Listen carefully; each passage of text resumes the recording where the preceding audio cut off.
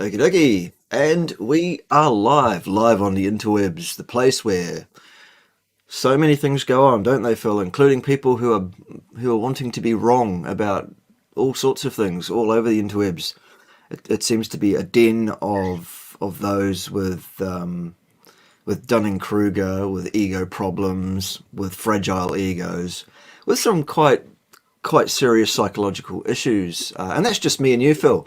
Um, others on the other hand, fundamentally know everything about everything. There's nothing that you can tell them about anything. They have the knowledge. They are the science, and we are wrong, apparently, Phil. Well, So, we are. I mean, having had it pointed out to me what a racist you are, Bart. mm, I'm afraid I've had to pour myself a small brandy to get through this one, just for the excellent. horror of talking to somebody who is such a terrible racist. Mm, Oh, mm. All right.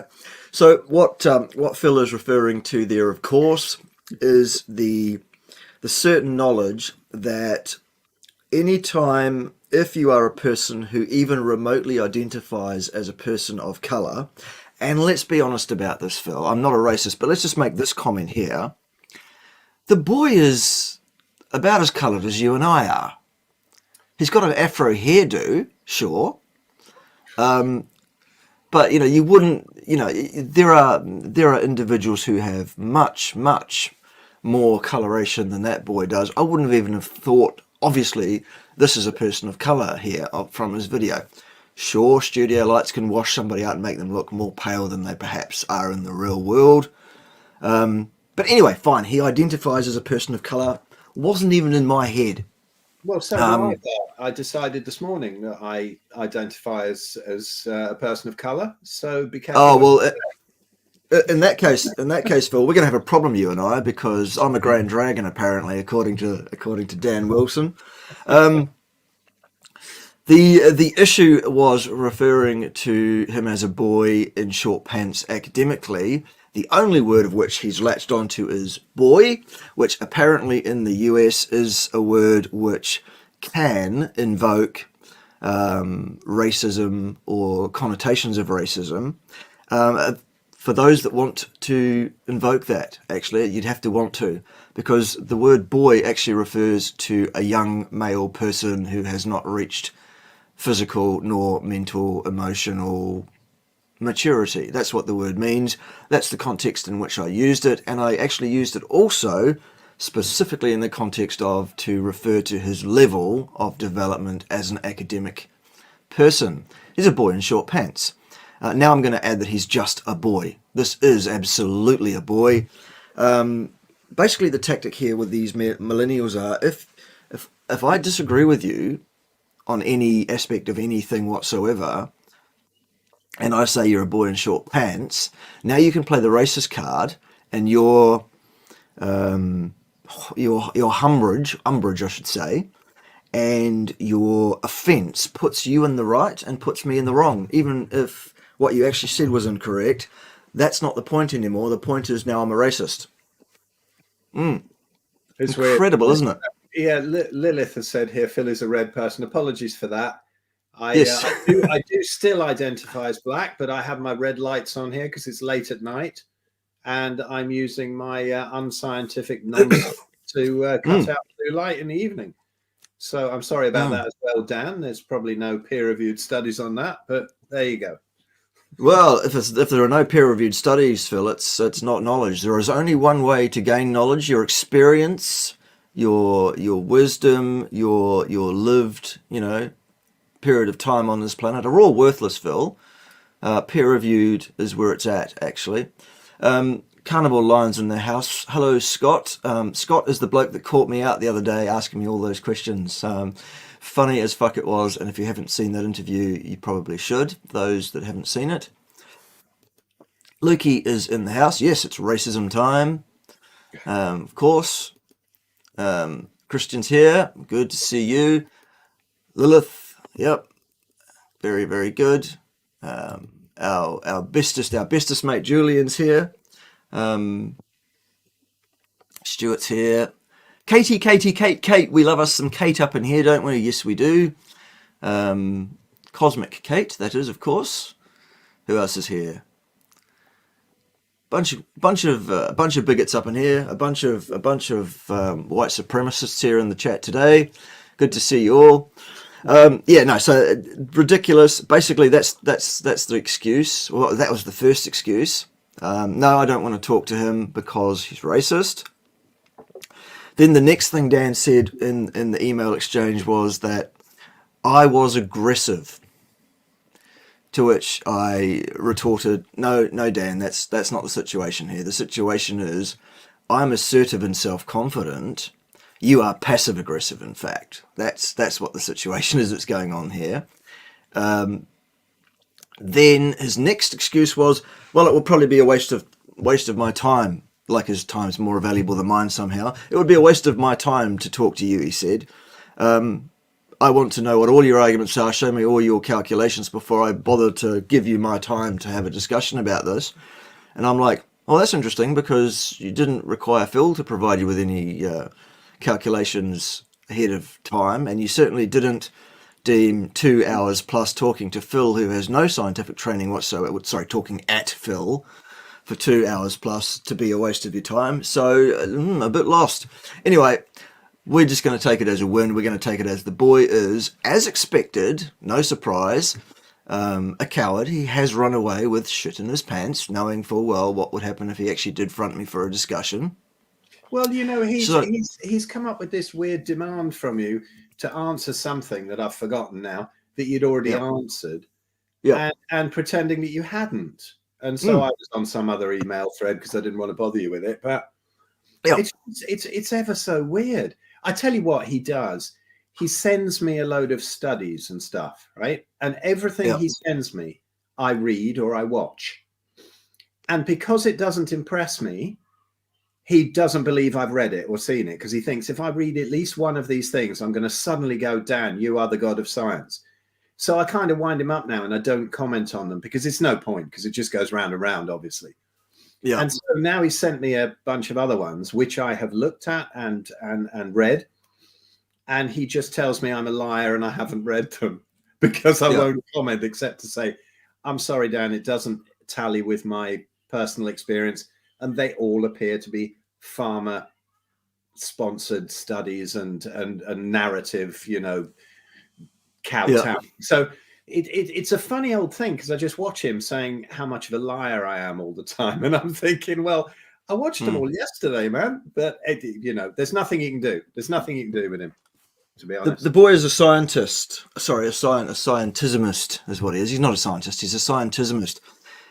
To him, science is not a set of disciplines by which you can build inferences about the nature of the universe around us, the objective reality in which we find ourselves, or at least some of us do. To him, it is a theology. It is a belief that not only is it the only truth, the whole truth, and nothing but the truth, the only truth, but also it is the way, it is the light, and anyone who dares to suggest that anything that comes out of the scientism schism might be questionable in any way is just a loon and should be looked down his not very black nose at, basically. If I'm a racist, then the boy is an intellectualist. The only problem being that while he has an intellect, while he has an intelligence of a kind, clearly, what he doesn't clearly have is the ability to apply his knowledge base to the real world in which he finds himself, or indeed how to interact with another human being remotely. The boy is a robot. The boy, I think he's being someone who was on the spectrum myself. So this is not another comment, an ist comment. I'm on the spectrum, and I would say the boy is touched with the brush. Well, I told you what happened with this, didn't I? I didn't bring it up in the last one, but he'd mentioned that he was to do with some charity, I believe, to do with autistic people, and I mentioned to him, "Oh, have you seen the research? I asked him actually if he was autistic. He said no, but I said to him, "Have you seen the research to do with Natasha Campbell McBride, the stuff to do with the gut health and whatever?" And she was ridiculed 10 years ago, and now a lot of research is going on in that field.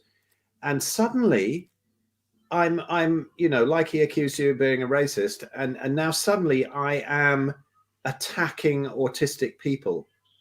It's really bizarre. I mean, how he figures that saying, "Have you seen this kind of research?" could be construed as attacking. Look, I'm blown away, man. I really am. It's how kids his age have been brought up, Phil. They have spent their whole life being made apologies for.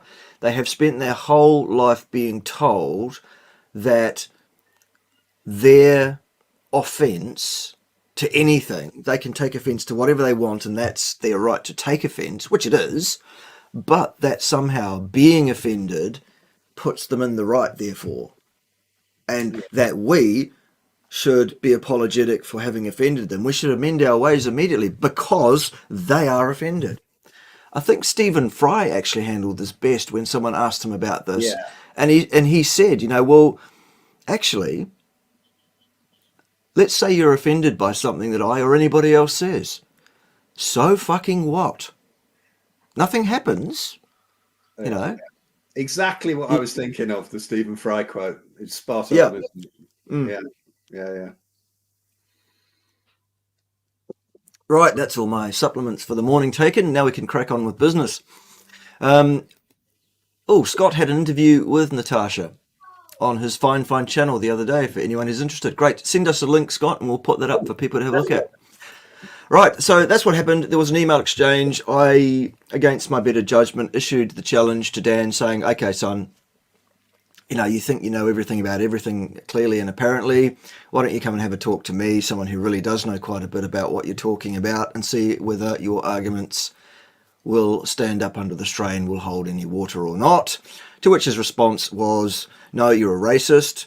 Okay, then you're not a racist, but it'll be a waste of my time. Okay, then, but answer me this question about how it is you're going to do your calculations," to which I responded, "Well, actually, I've already kind of covered that in my video. Just go and have a look at that, and then you'll know what kind of argument I'm likely to employ, so you can prepare yourself. Send me your references in advance so I can have a look at those and get them sorted out. Book yourself a time. Here's my calendar link. You'll be very welcome. I won't swear at you if you like. That'll be fine." No. Anyway, he can't handle that. Shit in his pants. So as a result of that, Phil and I decided that tough love was the best approach, so we would go deeper still and deal with his bullshit to the nth degree even more. Yeah, and so before we go on, I want to say, so apart from saying hi, Nina. Hello, Nina. It's a good friend of Hello, Nina. All right. You and Red Pill and whatever. But look, here's the thing. Dan is always 100% right. Now, if we go through this vid of Dan and me, and you see a point where I'm a cockwomble, please tell me too, because I don't mind, and that's how we learn. All right. So don't hold back on that, because Dan can't take any criticism of anything that he's done wrong. But I believe that being wrong is incredibly important. And if you spot something, have a pop at me, mate. That's absolutely fine. I would, Phil, but I'm just a little bit concerned about getting the ire of the red people up. I don't want to upset the red people. They'll be all over me, and then they'll be offended, and therefore I'll be wrong because they're offended by me saying that.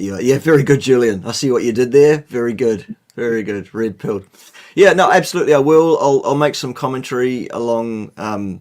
Probably, if anything, based on the next half hour of video. What I would say, Phil, is that there are one or two points where I could suggest, not just to you, but to everybody watching, some responses that you can use in the kind of situations that the kind of things that you were thrown by Dan in that discussion, how to handle them. which are good tools for everybody. So it's a learning thing, and it's not just to say, ha, Phil was wrong too. So it's about absolutely. learning. Go for it, man. Also, I am not always 100% right about everything I say either, and an example of that is coming up in just a few minutes. If you those that want to see me admit full on that I had something slightly off, I'm about to do so. So, maybe send out messages to everybody saying, Bart K's about to say he was wrong about something, for fuck's sake, quick, get on here. So that's going to happen too. What I would like to do is start with a PowerPoint presentation, which in the middle of it also there'll be a video presentation. Here's one I prepared earlier. It's a bit I wanted to get absolutely as right as I could, so I spent some time yesterday putting a video together on it. And then after that, we can carry on with the chat a bit and get into the actual next half hour of the video. So that's what we thought we'd do. Tough love. Dan doesn't want to front up for a minor spanking, so we'll give him a major one, frankly. That's how these things go, basically. Yes, a once in a millennia event. Yes, it is. All right, so let me just play again. Hopefully the resources work better today. Hopefully the computer system doesn't shit itself like it did last time. Hopefully this all runs well and I don't have to swear and jump up and down and edit it all out later.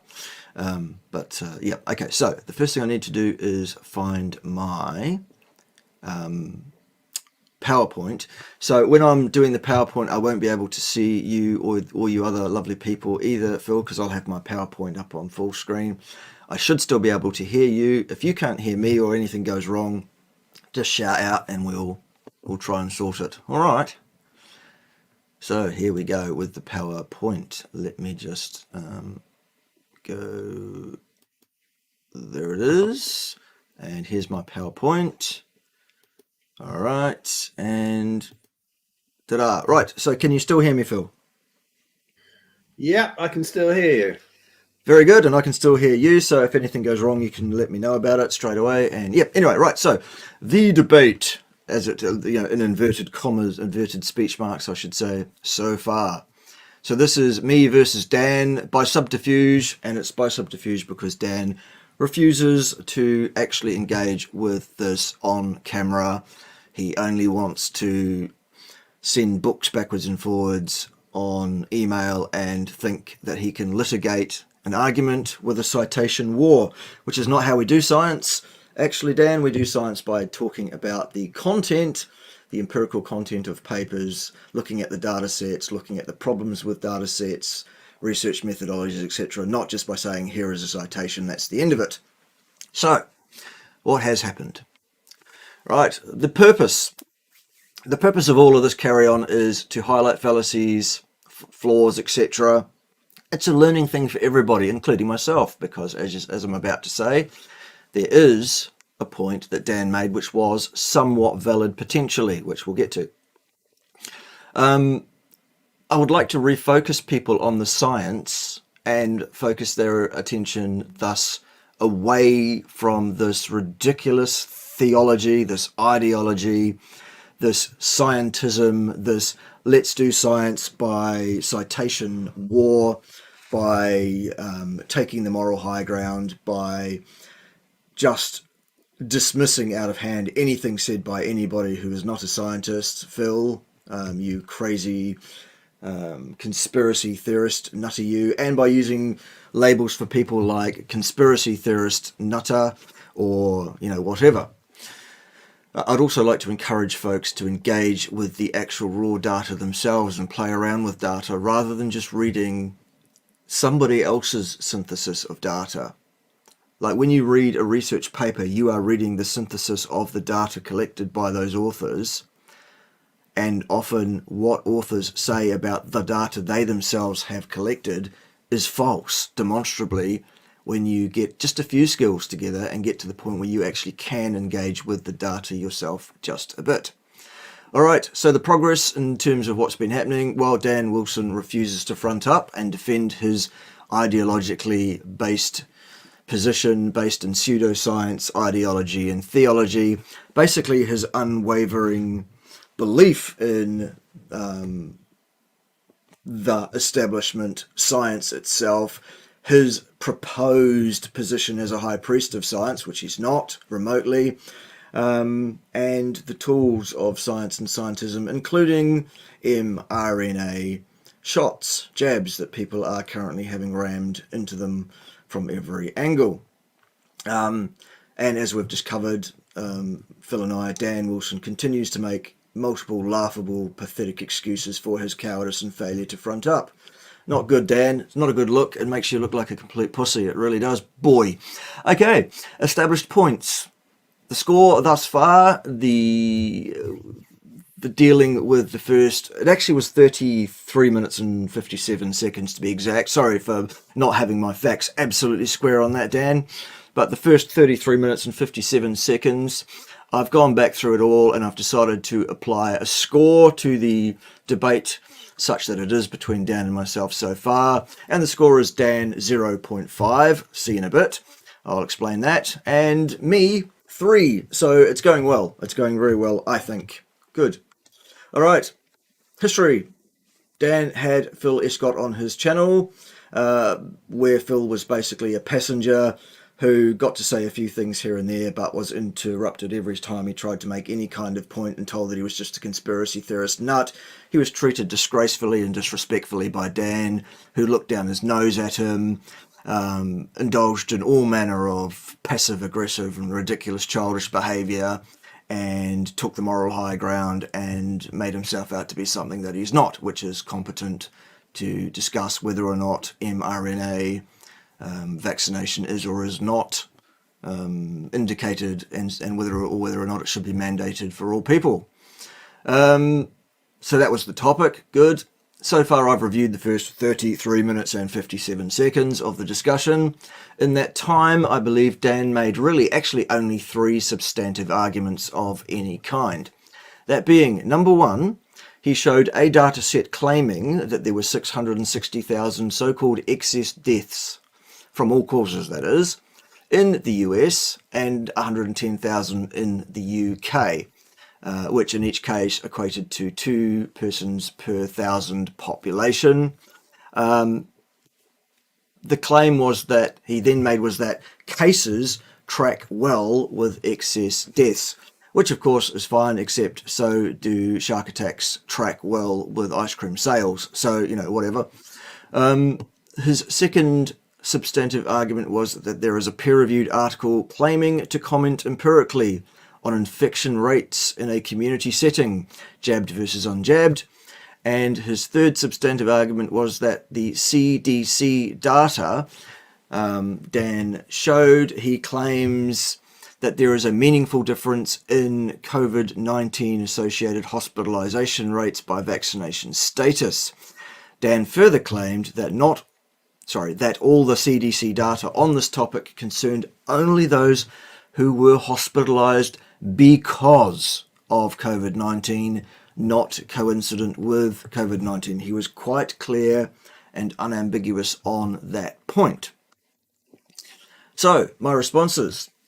Here we go. Here's the bit that I had slightly off the mark. Dan is indeed correct that there is a US mortality count in 2020, but not in 21, which is statistically and clinically worth commenting on, which I will talk about in the video, which I'll show you in just a second. So Dan gets half a point for this correct assertion, but he does not get a full point, as this point does not actually address his position statement in any way, i.e. this data does not and cannot inform on the cause of the death rate observed. All it does say is that there was one. Ergo, the response really has to be, well, so what, until you can tell us what the cause of those deaths actually was. So, with that said, let me just come back to you over here. And here we are. All right, anything to say on that, Phil, before we show this quick video and then carry on with the presentation there a bit? Not really, mate. I mean, I have a lot to say about the deaths and what they were caused by, and whether it came in with the lockdowns, and there was isolation, and then there was the deaths in the care homes. There was the withholding of antibiotics for bacterial pneumonia. There was of course the midazolam issue. You know, there is so much that it could be. I've looked into it a lot. Actually. No, Phil, incorrect. No, Phil, incorrect. Wrong, Phil. No, incorrect. Wrong, Phil. Yeah, carry on. Sorry, I just couldn't help myself. It just, there is so much stuff out there that could have got rid of these people when there was any sort of a spike in mortality. And now, of course, the insurance companies are pointing out that there's a 40% increase in deaths in younger people. And that is not down to COVID, as Dan told me this morning, because it's only since the jab rollout. So, you know, there's so much out there that is conflicting that he totally ignores. It's so weird that it's all absolutely down the line of what is statistics from these government agencies.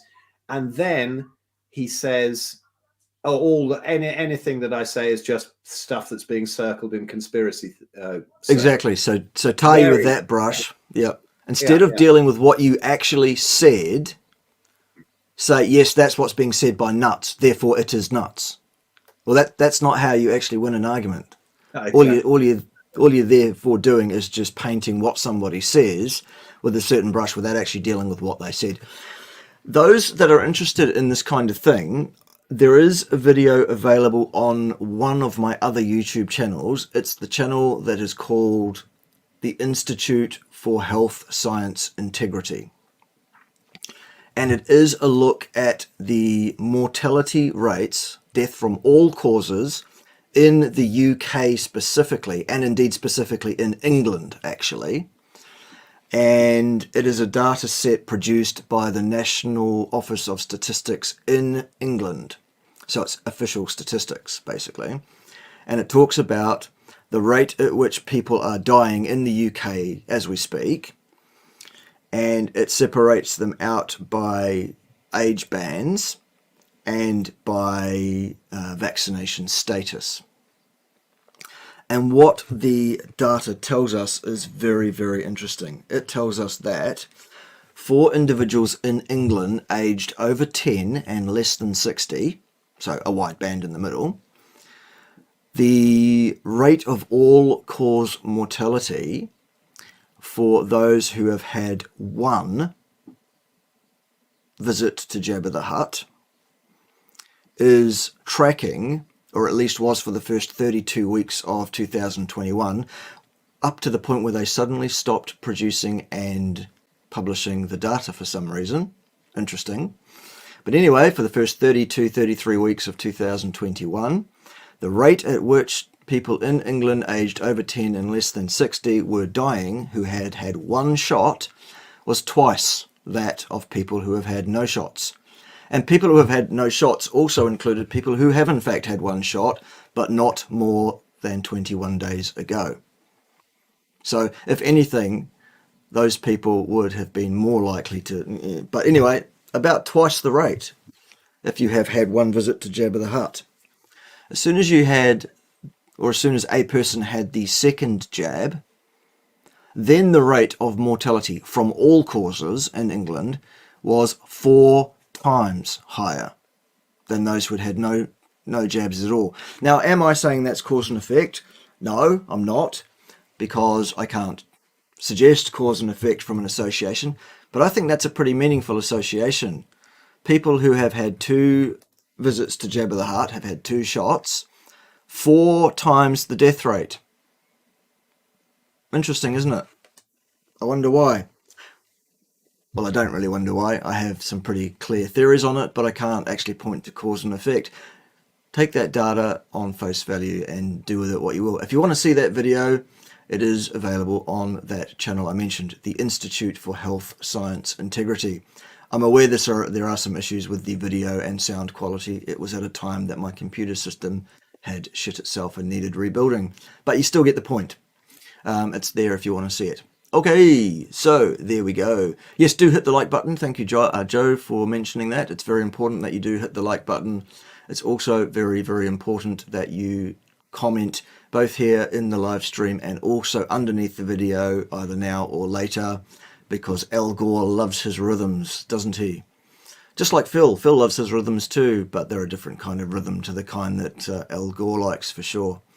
No, you're quite right though, Phil. There are a number of reasons why the mortality may have been increased in 2020 as relates to other years. And I think I know I mentioned some of my ideas on that as well during this video, which I'm about to show.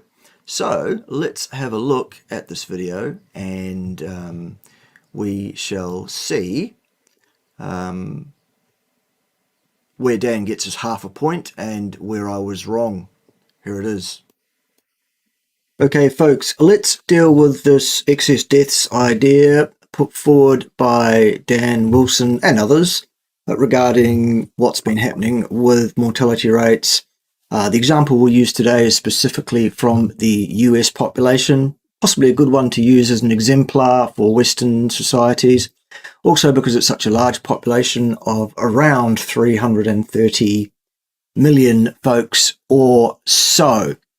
I trust the first thing that we can do when we're looking at a data set of this kind is to actually plot the thing, numbers of deaths from all causes in this case, versus the year in which those deaths were recorded in the US population. So let's have a look at that on the screen now. Okie dokie, here it is. This is the number of deaths in the US per year, starting in 1950 and ending in 2021. As I record this video, it is the 9th of January 2022. So this is pretty up-to-date data, as you can see. Now, the first thing I did when I looked at this data set was go, oh goodness, there is quite a hook up there, quite a big upward inflection that you can see. There's quite a peak there in 2021, and 2020, and then you'll see that in 2021 there's actually a reduced back down to what looks like potentially a more reasonable sort of level there. So it looks like we have a 1 year peak excess of deaths that has occurred in 2020. So the first comment about this data set is that this data set, in terms of its ability to comment upon the cause of those deaths or that death rate in that year, none at all. It can't. All it can do is report on what it was. The reasons for it are many and faceted. I could come up with all sorts of speculations around that, as could the next person, and many people have done.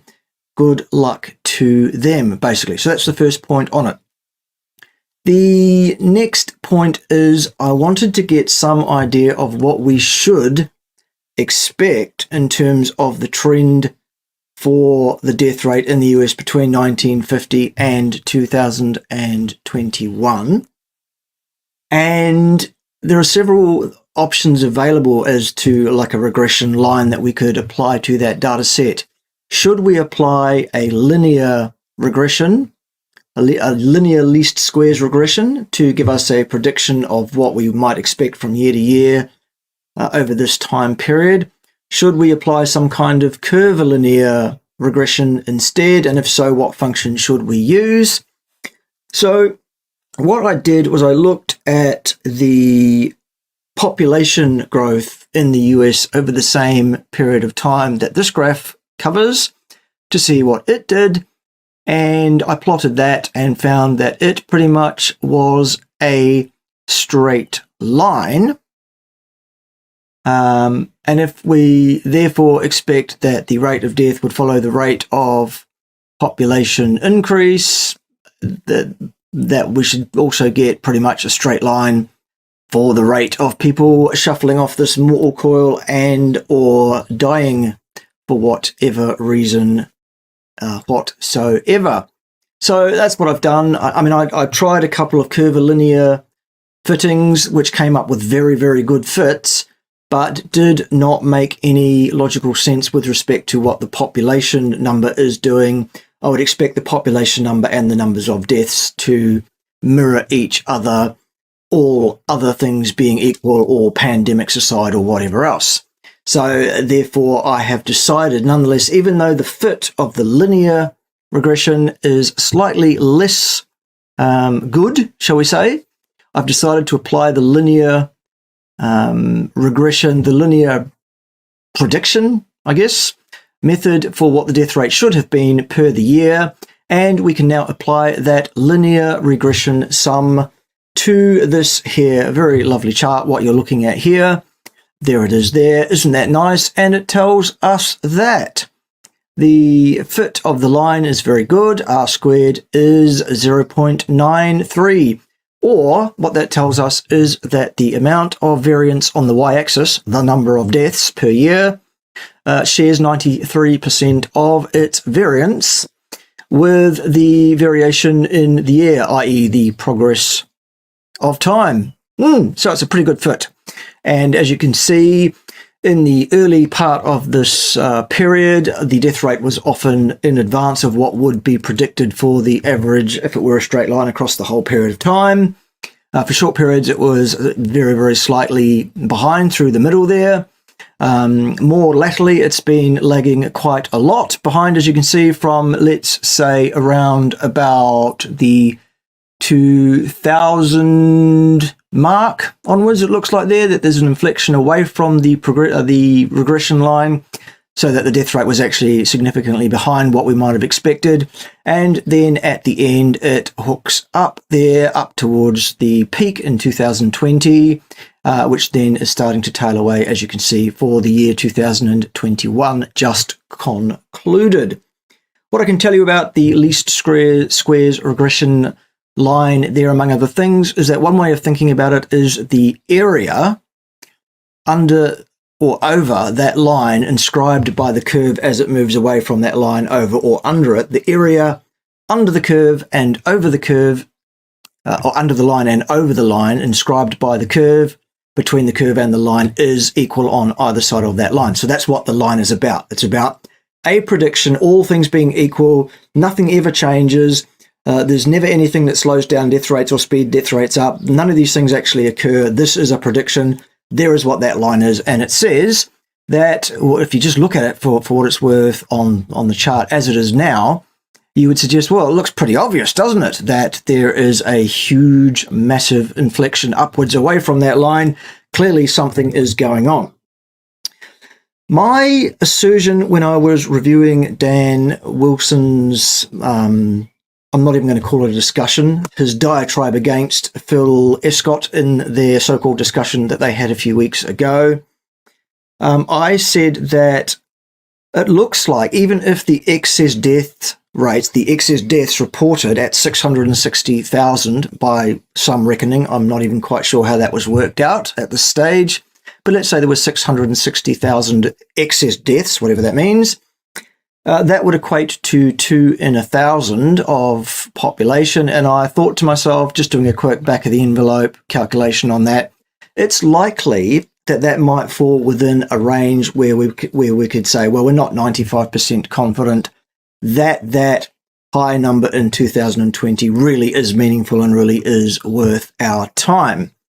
And Dan suggested in his rebuttal to me in an email conversation that perhaps I should actually look at the data rather than just making a guesstimate as to whether it's likely to be a real thing or not. So that's what I'm doing here. Basically what I have done is I've done a thing called a regression analysis, where we basically work out a whole bunch of different statistics about the residuals around the regression line, the variations away from the line, etc., etc. We work out a whole bunch of things like standard errors and everything else, and t-values and all this kind of stuff.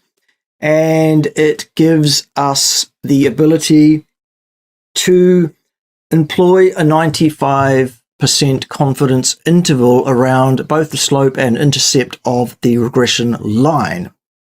And then from that, we can work out an upper and lower bound of where we would say, in effect, this is parsimonious and it's not exactly correct, but it'll serve to all intents and purposes, where we can say, roughly speaking, in the most parsimonious terms, that we're 95% confident that a given value falls outside the range where we might expect any value to fall, and it's very definitely an aberrant outlier from the regression prediction and is really, really of interest to look at any further. So, that being the case, let's apply those 95% confidence lines around the linear regression line on this lovely chart. Let's do that now. Well, look at that. Hey presto, there they are.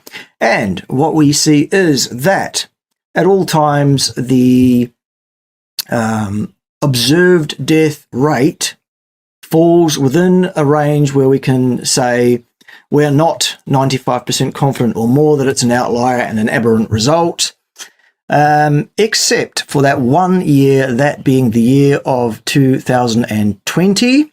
You'll see that the year just finished, 2021, is back within that zone again. In other words, the death rate has fallen back to, let's call it a more reasonable level. And yes, there is 1 year there that is an outlier. Dan is absolutely correct in his assertion that that year and that year alone falls outside the normative range for what we might expect, given what we know about the death rate as that has been since 1950 up to and including the end of 2021. That being said, congratulations, Dan, on having that particular point correct. However, that particular point does not remotely support your overall position, your overall moot as that regards the indication or otherwise for the jabbing of people with experimental mRNA shots, the long-term safety and efficacy of which is untested. And I say that because this data set refers to all people who died in the US for any reason whatsoever. Okay, now during the year of 2020, certainly I would suspect that there were a number of people who passed on due to complications of a serious respiratory virus that was going around in that year. I have no doubt that that is the case. I have no issue with saying that that was the case. And then the next year, i.e. 2021, which is just finished, that seems that the pandemic is now over, such that it was, and the death rate is now heading back towards the zone that we would expect it to be. And given that it's currently on a downward inflection, we have no reason to believe that it will not continue to inflect downwards, should all other factors remain unchanged since 2021. Of course, something might happen that might change that. We don't know. This is not a data set that we can really project forward with. That's why I'm saying it was a very parsimonious thing to talk about the surety with which we can say something's an outlier or not an outlier, etc. These are forms of crystal waving, hand waving. These are things that we statisticians do to make comments about our beliefs about things. These are not hard facts of any kind. This is just a statistical procedure to underpin an argument or to try and undercut another argument. So Dan's point that I should have looked at the data before saying it's probably not really meaningful. Good point, Dan. I've now looked at the data. Yes, 2020 is worth looking at to investigate why a bunch of people died in that year. I mean, as I said before, there are a bunch of different possible explanations which this chart cannot remotely get at. For example, what was the suicide rate due to draconian lockdowns, due to people losing their homes, their businesses, their livelihoods, due to the argumentation between people about whether or not the experimental mRNA injections are or are not a good thing, substance abuse, because of the distress and anxiety and depression that can lead from that, perhaps. An increase in alcoholism and other drug uses, overdoses, perhaps. We could go on all day. There's all sorts of things that could have contributed to that upward spike. And there's also a whole bunch of things that could have contributed to the downward spike. For example, I suspect Dan might say, well, of course, the downward spike is due to the uptake of the experimental mRNA thing. To which I would say, great, show me some evidence that that is so. There isn't any, so it's a speculation. Here's another speculation. Maybe, when you think about it, a whole bunch of people in 2020 who were susceptible to passing on due to complications of a serious respiratory virus at that time did so. They passed on. And as such, they generally will find it very, very difficult to contribute to the mortality statistics in the following year, given that they are already, in fact, dead. So maybe the people that were going to be affected so seriously, so fatally by this thing have been to the large extent. Sure, there are still going to be one or two fatalities due to respiratory illnesses. There always have been and there always will be. It's part of life. But perhaps that's another reason why there is a downward inflection at this point. Who knows? Okay, so in summary, what I'm prepared to do is award Dan 0.5 points in this pseudo debate, which he's not engaging in with me because he's too much of a coward and would rather make excuses like claiming I'm a racist instead of actually fronting up to debate the statistics and the inference such that it is with me. There you go. Good on Dan. You got it right. That particular year was outside the range where we would expect. It might well be worth looking at still further. But given that that doesn't support your hypothesis whatsoever with regard to mRNA vaccinations, you get half a point and not a full point. So there you go. There it is. Hope you enjoyed this explanation. I hope it clarified things. And I shall now let myself carry on with the rest of my PowerPoint presentation as regards the other points so far.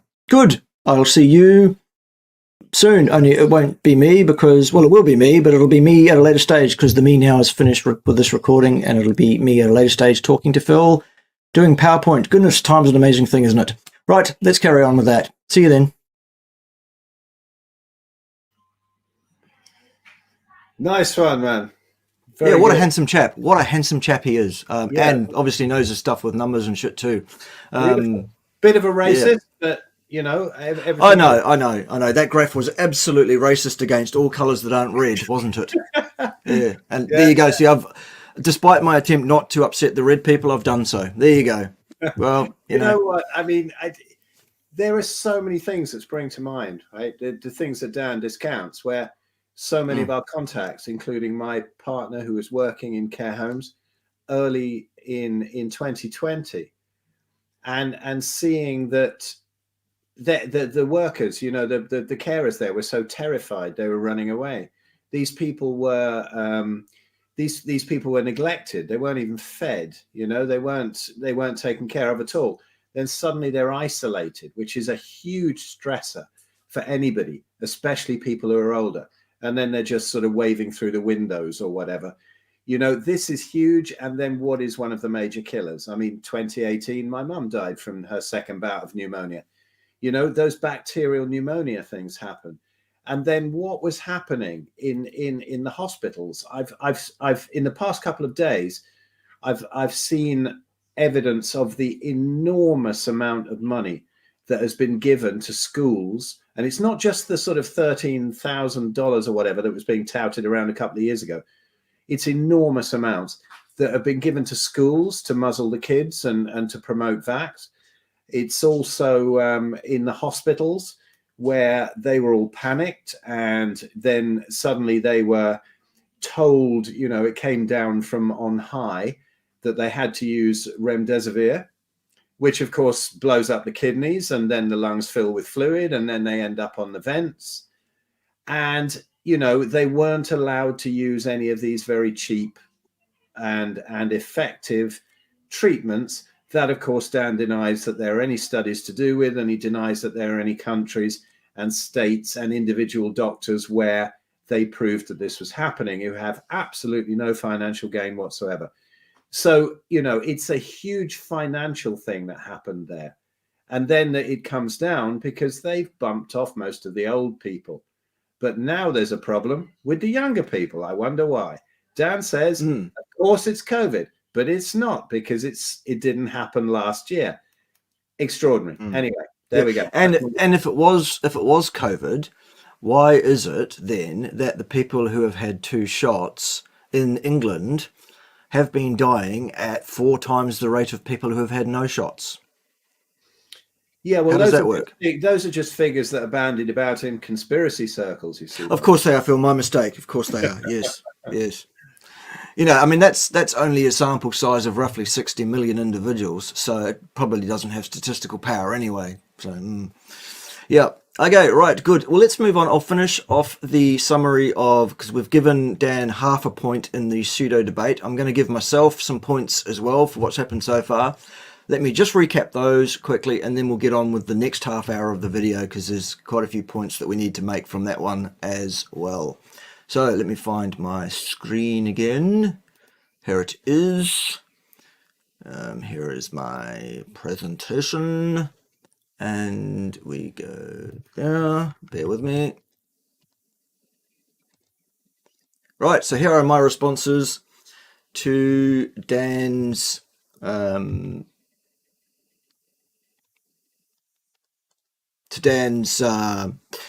that he's made to his arguments. So we've seen the video now about where Dan gets his half a point from. He gets his half a point for his correct assertion, but not the full point, because his point doesn't address the position of whether or not people should visit Jabba the Hutt. Okay, good. So moving on from there. Regarding Dan's claim that a study exists which shows differential infection rates by vaccination status in a community setting, Dan cited no paper in his discussion with Phil. Ergo, he gets no points for that whatsoever. You have to recite it if you're going to make a citation to a reference paper in a debate or a discussion to get points for it. You have to cite it, and then we have to analyse the thing and see what's wrong with it, because there always is going to be, and to decide whether he gets any portion of any points for that. Given that he didn't cite it, he gets no points. So there we go, no points for that one. All right, I'm 100% confident that no such paper exists which can robustly show a differential, or indeed what the underlying cause of any differential that they might propose may have been anyway, because of confounds, etc. It's pseudoscience, it's nonsense, it's theology, it's Dan taking the moral high ground just to shut Phil up on something that he didn't like. Basically, it's absolute nonsense, it's childish, and frankly, it's quite racist. Right, point number 3, regarding the claim of meaningfully different hospitalisation rates that Dan made. Dan's claim that all COVID-19 associated hospitalisations included in the CDC data set are causal is absolutely false. He said repeatedly to Phil, when Phil said otherwise, no, Phil, that's wrong, no, that's incorrect, Phil, no, there's plenty of information about this data, Phil, he said, everybody in this data set who was hospitalised with COVID-19 was there because of COVID, he said. Only you look at the footnotes to the data set and it says quite clearly that the operational definition was that anyone who presented with a positive PCR test was counted, regardless of the reason that they were in hospital or what pathology they may or may not have been expressing. Given that that does undercut Dan's argument directly, 1 point for me, yay for me, hurrah. The difference in hospitalisation rates per 100,000 population was what the context of the data set presented by Dan was. The peak differential in the data set, the biggest difference between any 2 points during the weeks that were assessed there, was the week of 9/11/2021, and it was 5 versus 60, or a 5-to-1 ratio, those unjabbed to jabbed, 5 unjabbed to 1 unjabbed in hospital. That equates to an absolute risk, if you want to use the word risk, which you shouldn't do here, difference per person of 55 divided by 100,000, or fuck all and bar. Okay, so given Dan's assertion that this is meaningful and the fact that it is not, in fact, undercuts his argument still further, that's my second point. Good, 2 for me, half a point for Dan. And given that CDC dataset is adjusted, which is another word for fabricated, that further undercuts Dan's argument. So there's my third point. The score is now 3 points to me, half a point to Dan. So summary, that's the score. He's got half a point, I've got 3. That's because I'm much better than him inherently, because I'm not black. And hopefully after the next section is summarised, which is coming up next, Dan will decide to actually come and defend his position. Hopefully he will grow up and stop throwing ridiculous accusations and tantrums. Perhaps he will stop throwing his toys out of the cot. And perhaps he'll actually engage in a sensible discussion, which will be educational for everybody. Maybe Dan will be able in that case to win more than his half a point that he currently has.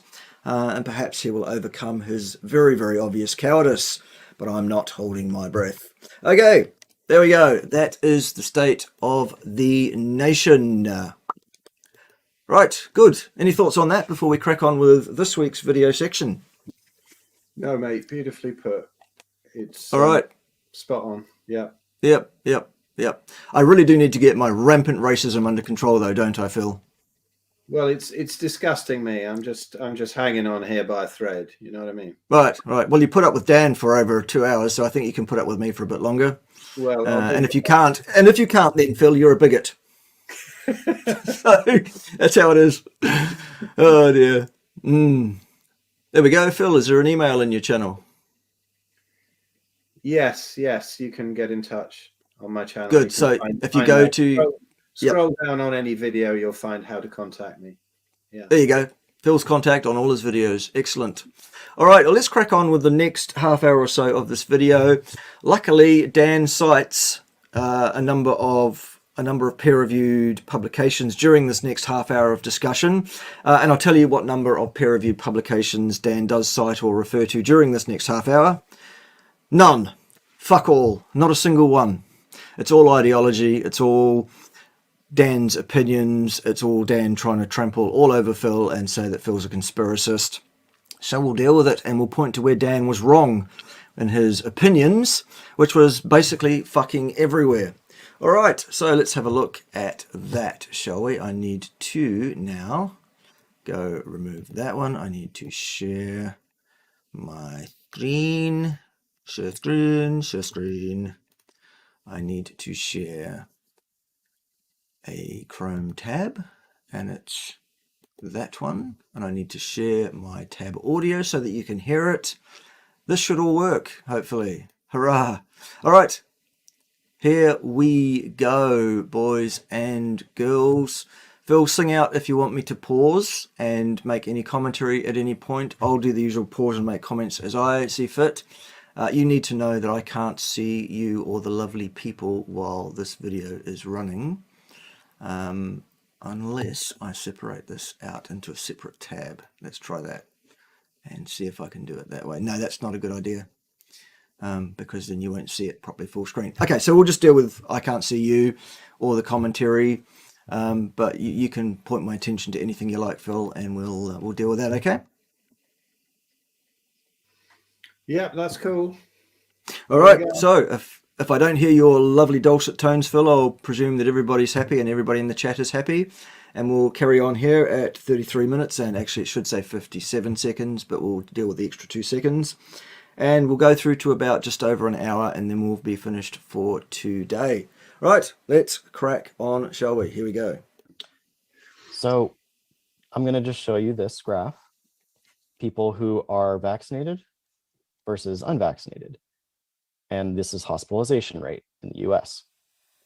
Green line is relatively flat. And thanks Hey, to we Adobe can have some Premiere ads. Pro's Yay for Essential ads. Sound channel, I'm able to search through Adobe. the blue line, the unvaccinated people, is pretty high. These are people being hospitalized.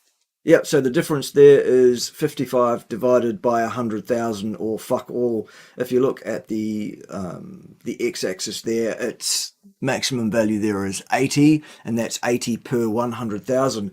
To put this data set into its context in the real world, you have to show the scale on the axis of what that is to see what it means with respect to any given individual, and it just looks like two flat lines when you do that, as I showed in the video last week when we had all the technical difficulties, which kind of spoiled that point a bit pissed off about that, but I presume you still all got the point.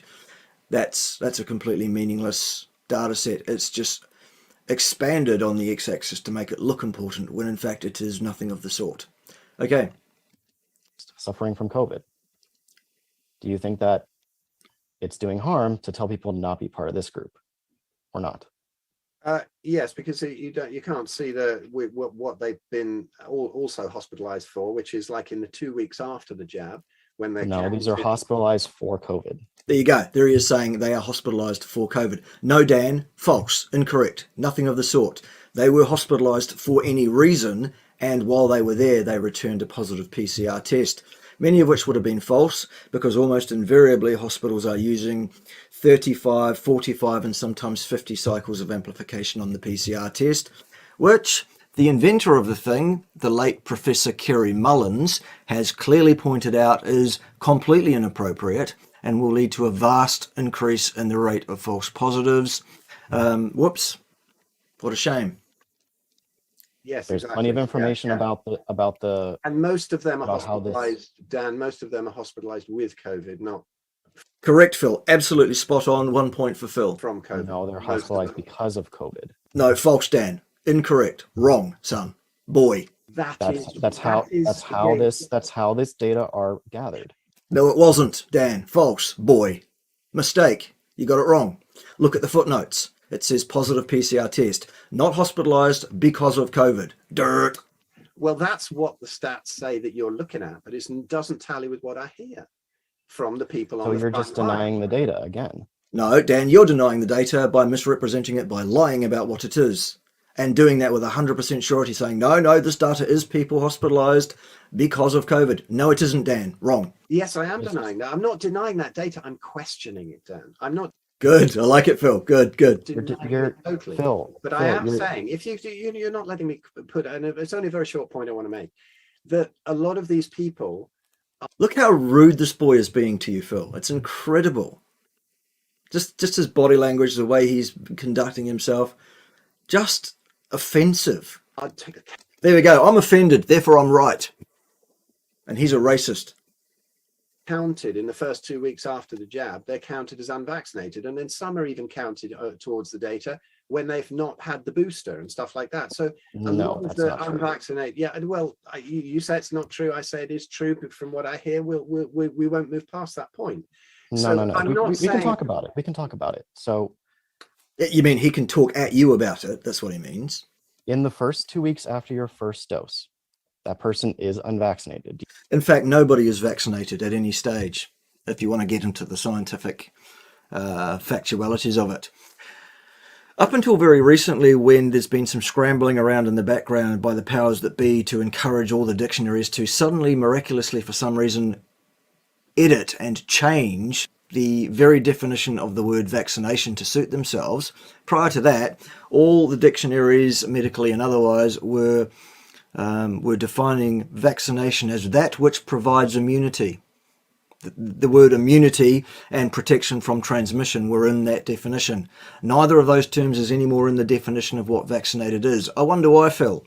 Well, it's because this mRNA injection, provides neither protection from infection nor transmission. Patently clearly, that's what the data says, that's what the science says. Nobody is arguing that that's not true. So instead of saying, whoops, this is not a vaccination, whoops, this is not effective, whoops, nobody is in fact vaccinated, whether they've had 1, 2, 3, 0 or 59 shots, we better just change the definition of the word vaccination, shall we? Good idea, let's fucking do that instead. Yeah, and it's funny that it's the only procedure in medical history that doesn't work because somebody else hasn't taken it. Correct. Yes, this thing didn't work, but unfucking believable that there are two things that are unbelievable to me about that. A, that the powers that be thought the general public was stupid enough to suck that lollipop, and B, the fact that they were right at large. Most people do suck that lollipop and go, oh, well, it didn't work because not everybody was on board. We all need to do it together, otherwise it doesn't work. Fuck me. It's like the meme you see on interwebs all the time where there's a man walking down the street in the rain in his suit, is dripping wet, and there's an old woman standing there on the footpath with an umbrella screaming and pointing at him saying, my umbrella won't fucking work if you're not using yours. Oh my God, seriously? You know, anyway, so there's been some great ones on that, haven't there? Crust on a bicycle. Are you kidding me? Right. Anyway, so there we go. So instead of admitting that, in fact, it's not just people who have had their first shot, but not 21 days ago, who are unvaccinated. It's everybody. Nobody is vaccinated. Some people have had an mRNA injection, but that does not mean they are vaccinated. They are not, unless you use the more modern, suddenly changed version of the definition of vaccination, which drops both the words immunity and transmission for some reason. Stunning. Anyway, right, let's crack on. Do you know why? Well, I've heard why, because, you know, it hasn't kicked into its full effect to a late. Right, so its full effect, though, Phil, is none. in terms of immunity and protection against transmission. Yeah, It's full effect. But how strange is it that they count them as unjabbed in the first 2 weeks when that is the period where the most serious side effects are?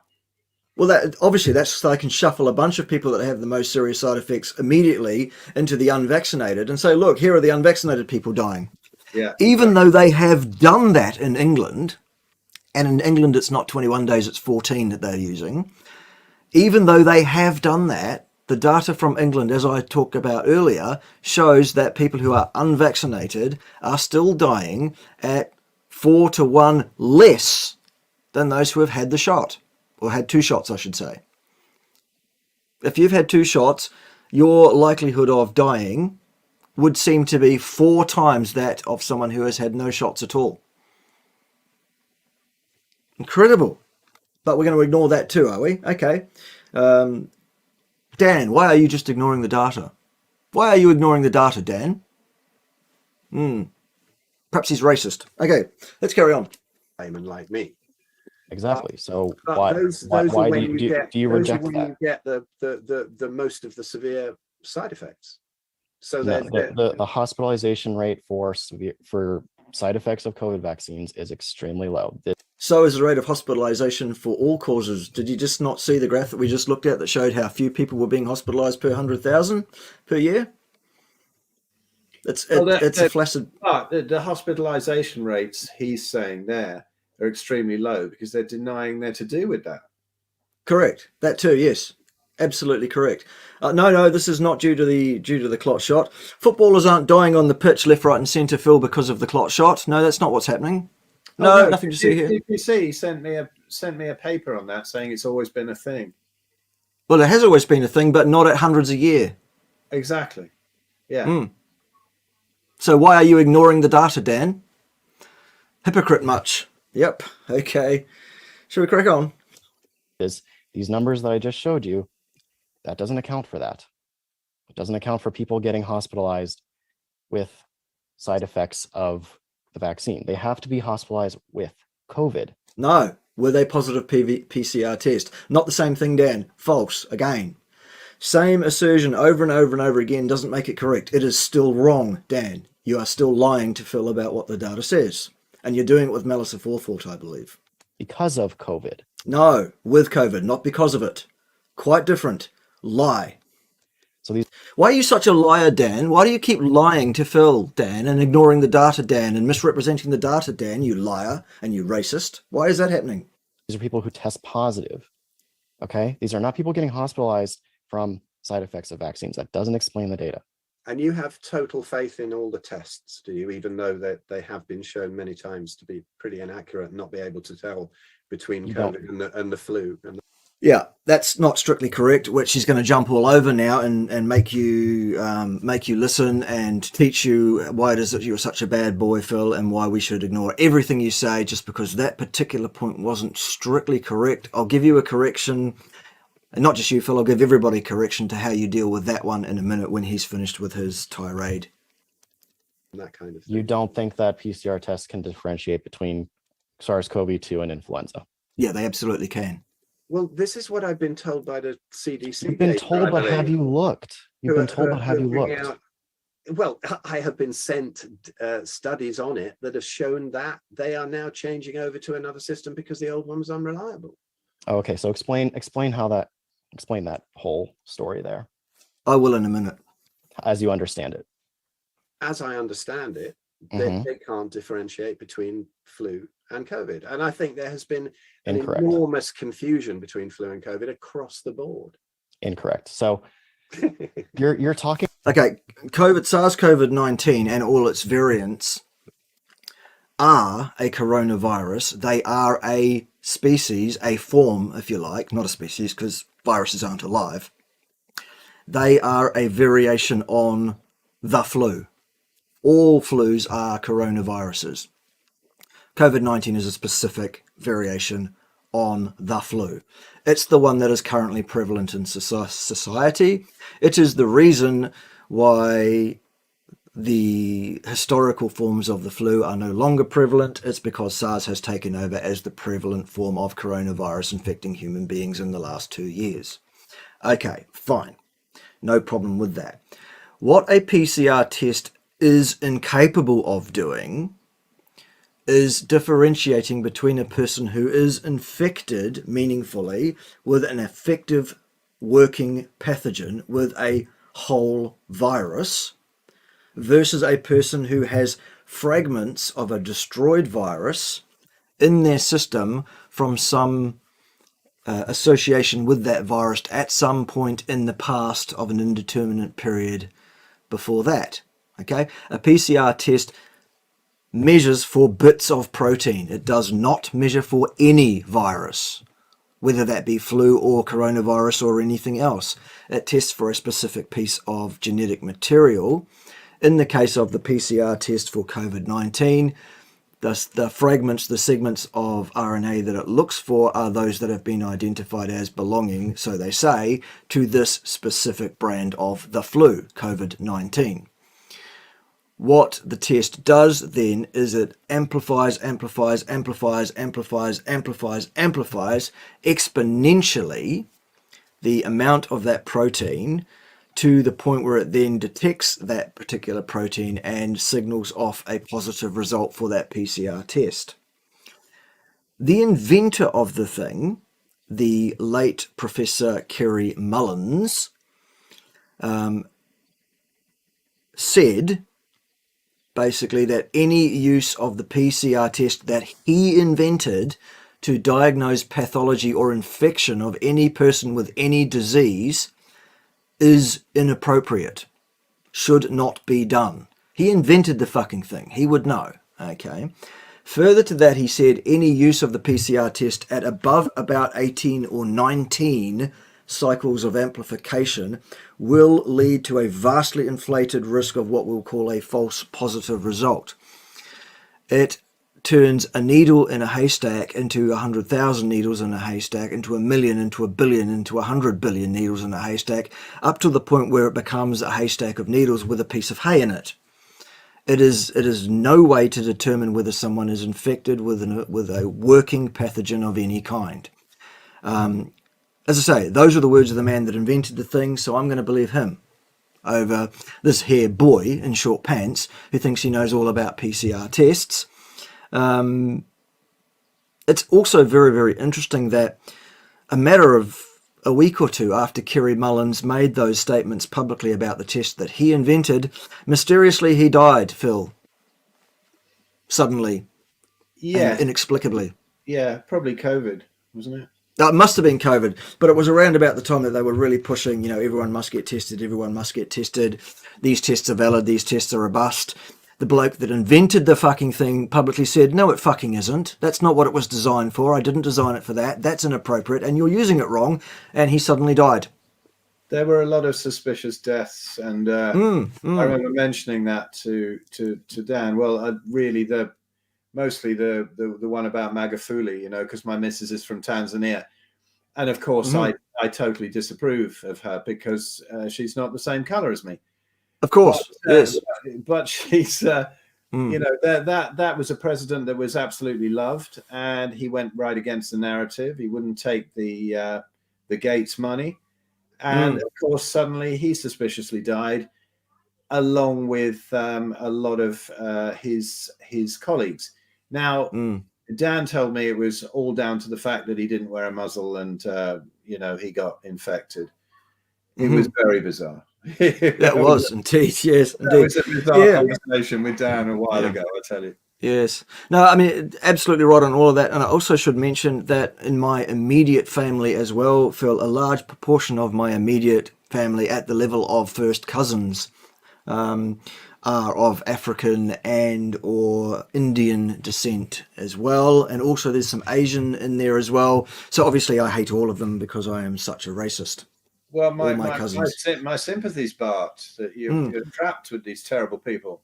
Yes. Also, Phil, I can't abide your absolutely stunningly gorgeous children who are an absolute delight, of course, but I can't stand them because they're black as well. So I know. I mean, they're beautiful, but just imagine how much nicer they'd be if they were white. Exactly, of course. Anyway, shall we make some progress before we really dig our graves here? Right, let's go.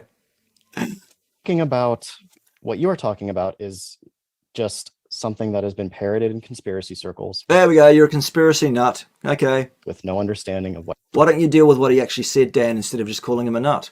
Because you can't deal with what he just said. That's why. What actually happened. Dan, the conspiracy thing is so insulting. Phil, They're very, very intelligent, questioning people. Phil, hang on. I'm telling you, you are repeating word for word the stories that I see shared in conspiracy circles.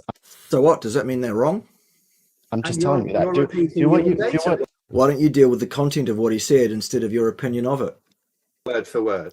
Do what you will with that information. But this is how that story actually plays out. Okay, SARS-CoV-2 is one virus. There is a specific PCR test looking for specific nucleic acids in that virus. It doesn't detect common cold coronaviruses. It doesn't detect influenza viruses. It only detects SARS-CoV-2. There is a separate PCR that only detects influenza. Doesn't detect SARS-CoV-2, doesn't detect common cold coronaviruses. During the summer, I think it was, earlier this year, or earlier in 2021, there was an EUA in submission for a SARS-CoV-2 PCR, one version of it that the CDC was waiting to hear back on. They withdrew that and submitted a different one that they submitted a different one to hide and obfuscate the fact that they had to withdraw the approval on the first one because precisely they knew damn well that the weight of public knowledge on the fact that they had been duped about the PCR test was now absolutely to a point where they could no longer save face and continue to hold an approval for the PCR test as a diagnostic test for SARS-CoV-2 or anything else, because it is not, and neither is any other PCR test. So putting in an application for another one, which adds the flu in as well, which would also seem completely pointless, because the only concern at the moment seems to be SARS-CoV-2 and its variants, not the old standard flu, which never killed anybody anyway. Oh, that's right, it did, in exactly the same sorts of numbers that SARS-CoV-2 does, by the way, pretty much. Just doesn't make any sense, does it? It's ridiculous. It's smoke and mirrors. It's look, shiny thing over there. Nothing to see here. Carry on. No, we didn't withdraw the approval because it's no good. We withdrew the approval because here's a different one instead. Get the fuck out of here. That's a mad conspiracy theory there, Dan. All right, should we move on? Fuck's sake. Is a multiplex.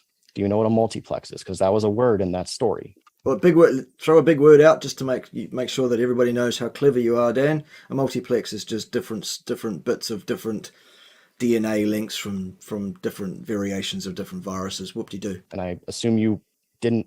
No, I looked at the story, right? Enlighten me as to what a multiplex one is. Multiplex is a word that's bigger than wheelbarrow. Please, yeah. So you didn't look at the story. So a multiplex is a PCR that you can test all in one tube for both SARS-CoV-2 and influenza. Yeah, very, very important that we do that because the flu's gone. So obviously we need to withdraw the approval for the perfectly working PCR test that absolutely can diagnose us with SARS-CoV-2 and replace it with another one that can diagnose that and also the flu, which is now no longer a thing anyway. Nothing to see here. Two different tests, right? Two probes, two sets of primers, both in the same tube. One color gives you one virus, the other color gives you the other virus. Multiplex in this. Multiplex, is that like mixing probes in a tube? Is that how you get mixed color babies, Phil? You'd be the expert on that, wouldn't you? Well, I don't want to really get into mixed color tubes and, inserting things in there. But apparently you do, Phil.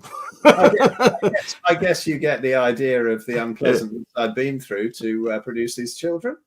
Of course. Yeah. Right. Anyway, let's carry on. Same tube, two viruses. That's what happened. So they said, okay, we're going to withdraw our submission for just the one and submit just the two, so that this. And in actual fact, it's not that they withdrew the submission. The FDA withdrew their approval for the use of the PCR test. So let's get that right too. Flu season, we can detect both at the same time. So fucking what? We can save time and resources by testing for both at the same time. But you can't diagnose someone who is meaningfully infected with either, because it's a PCR test which does not test for a working pathogen. It tests for bits of protein in very, very tiny concentrations in the human body, sometimes months after that person has been exposed to that pathogen. They've already destroyed it, broken it down, and what's left is fragments, and that's what the PCR test is finding. Not separately. That's the reason. No, it isn't, you liar. You fucking boy. You absolute pathetic little liar. You cunt. No, it isn't. Tests are very specific. Yes, they are for bits of protein, not for pathogens. Is that clear? I hope that's clear. You know, this is what you've been told. This is what you're telling me. And no, this is how these tests work. I do these. Yeah, but what he's doing there is giving you part of the information you need to make an informed decision about what's going on here. I've now given you all the information you need. See how it was very different? Yes, I've done plenty of PCR. Yeah, so have I. So have I, Dan. My partner, I've designed my own PCR test. Yeah, me too, Dan. There's no big thing involved in doing that. Big deal. I know how they work. Yeah, I do too. I've just said how they work. See how I actually gave all the information though, so that Phil could now go out there as an educated person and understand that what a PCR test does is it measures little bits of protein. It does not measure viruses. Yeah, not the same thing. I was pretty much aware of that, but and then you've expanded on it and shown me that. But you know what really gets me? What I can't take, is you start speaking and suddenly somebody starts speaking again. He does this all the time. And you can't gather your thoughts. You can't say a damn thing with that kind of technique. It's just you open it out immediately and he's on you. I mean, I have a podcast. I ask a question and I shut up for 10 minutes or 15 minutes till they've finished. Very bizarre. Yep. That's the tactic, though. It's not allowing you to get your thoughts together, to get your message across, and to point absolutely to your patent lack of organization and your brain fog and your status as a mad conspiracy theorist with a tinfoil hat, Phil. And we do that by bombarding you with partial information, disinformation, propaganda, spin doctory, all manner of stuff, while ever the whole time taking the moral high ground and pretending to be the one who's not a racist. Fine, but my partner who comes home with these tests, that would be your black partner, wouldn't it, Phil? She's a nurse. I've never seen a test for both of anything. So, I would see again. I would have to think laterally on this, because now there's something extraordinary that I saw recently. Now you can debunk this. Maybe it's a hoax, maybe it isn't. But I saw something interesting that was supposed to have come out of CDC, where there is a. Look how he's behaving there. He's looking away. He's looking the other way. He's rocking in his chair. He's fidgeting. He's being disrespectful. He is being passive aggressive. And all he's doing there is projecting a whole aura of you're just a nut, Phil, and I don't know why I'm even giving you the time of day. Although you're happily giving him the time of day, Dan, aren't you? 2 hours of it here. But what's annoying you is the fact that you can't just talk at him uninterrupted for 2.5 hours without him saying anything to try and defend himself. You're pathetic. Grow the fuck up, Dan. Test, and this was something I certainly wasn't going to mention, but they say that the effects of 5G can create coronaviruses in the cells. Have you? Yeah, no. No. Come across this one? I've heard that, and that's ridiculous. Well, I would say it by the standard method of our understanding of it, absolutely, it's ridiculous. What do you understand 5G to be? It's electromagnetic radiation. It is of a particular wavelength, thus determining what its power is, its effective force. Which, by the way, 5G is several orders of magnitude lower in power wavelength than sunlight. Interesting. Yeah, this one that I was coming out with here, this is not something I'm trying to prove to him or anything.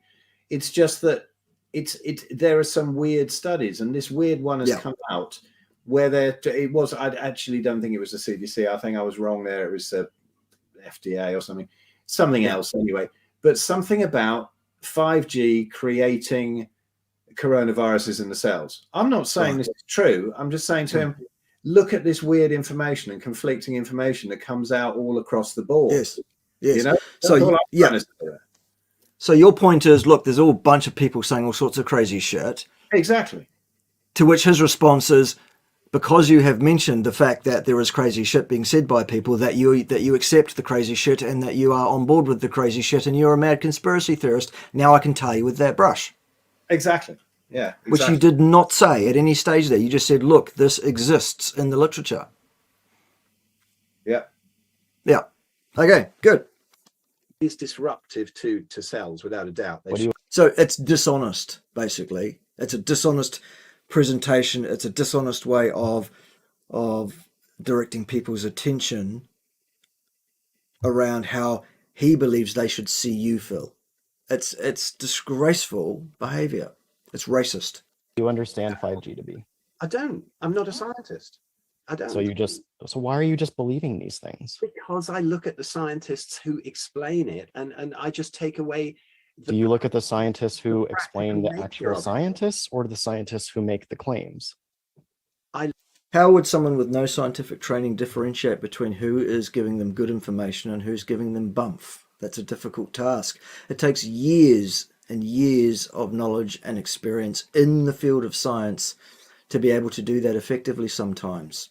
People much, much more educated scientifically than you, Phil, will fall foul of that. Many of them will become high priests of the Church of Anorexia Vegana and genuinely believe they are presenting science and do it with 100% surety and confidence in themselves. They are indoctrinated and trained to present confidently and robustly and without any chink in their armor, so they think. Totally. There's nothing there. I went on his show not to show that I knew more about scientism than him. It was, you see, in the field of diet, I can distinguish between somebody who's bullshitting and somebody who isn't, because I have a lot of experience in it. In this field, I don't. So I went on to get to show him what the questions are that everybody's asking. However, I'm not just one of those people who's asking. Because of what I do, we have a lot of contacts on the front line. I have them through my partner. She works in so many different hospitals, care homes, in the community, everything in the northwest of England. And what is coming through is not matching up with what she's seeing in reality. This is why I went on with him. And every single point, every single thing he has to put into what is the study? What is this? What is that? So in the end, yeah, you do. You end up going, oh, what the fuck, you know? And it throws you off totally. But my point was just to say, Dan, there are these huge questions. And you're right. He cornered me by asking all the questions and getting me on the defensive, which was very difficult. Exactly. So again, for those that missed last week's discussion, number one, go and watch it because it was great. Number two, if you are in a debate situation with someone and you want to be in charge, make sure you are asking questions and not answering them. Politicians do it all day, every day of their lives. Never answer a question, always ask questions. Always make statements in the form of a question. That kind of thing. And that way you'll be in charge. Just as a complete aside to that, though, Phil, while we're thinking about the northwest of England, it seems to have been pretty quiet from that fat cunt from Trawler of late, hasn't it? I was thinking about her today. I hadn't thought about her for a while, just because I remember you having this bit of anecdotes. But anecdotes, though. Anecdotes. Yeah, no, anecdotes. Haven't heard it. But Bart, you're wrong, Bart. You're wrong, Bart. You're wrong, Bart. You're wrong, because anecdotes, though. Yeah, she was hell of a she's been a bit quiet. It's been great. Anyway, let's move on. We don't want to think about that fat cunt too much, do we? No. I listen to them mostly. I like to listen to them because I like to look in their eyes. I like to see their hearts. I like to see where they're coming from. And I'm not convinced. Oh, you touchy-feely fairy. One way or the other about 5G, because honestly, I don't know. Why are you talking about it? All right, so you should not talk about things you don't know about, says Dan. We all heard him say it just there, didn't we? Keep that in mind. Because if that study is true, it's a very interesting one, because it might even show that there might be some mileage to the exosome issue.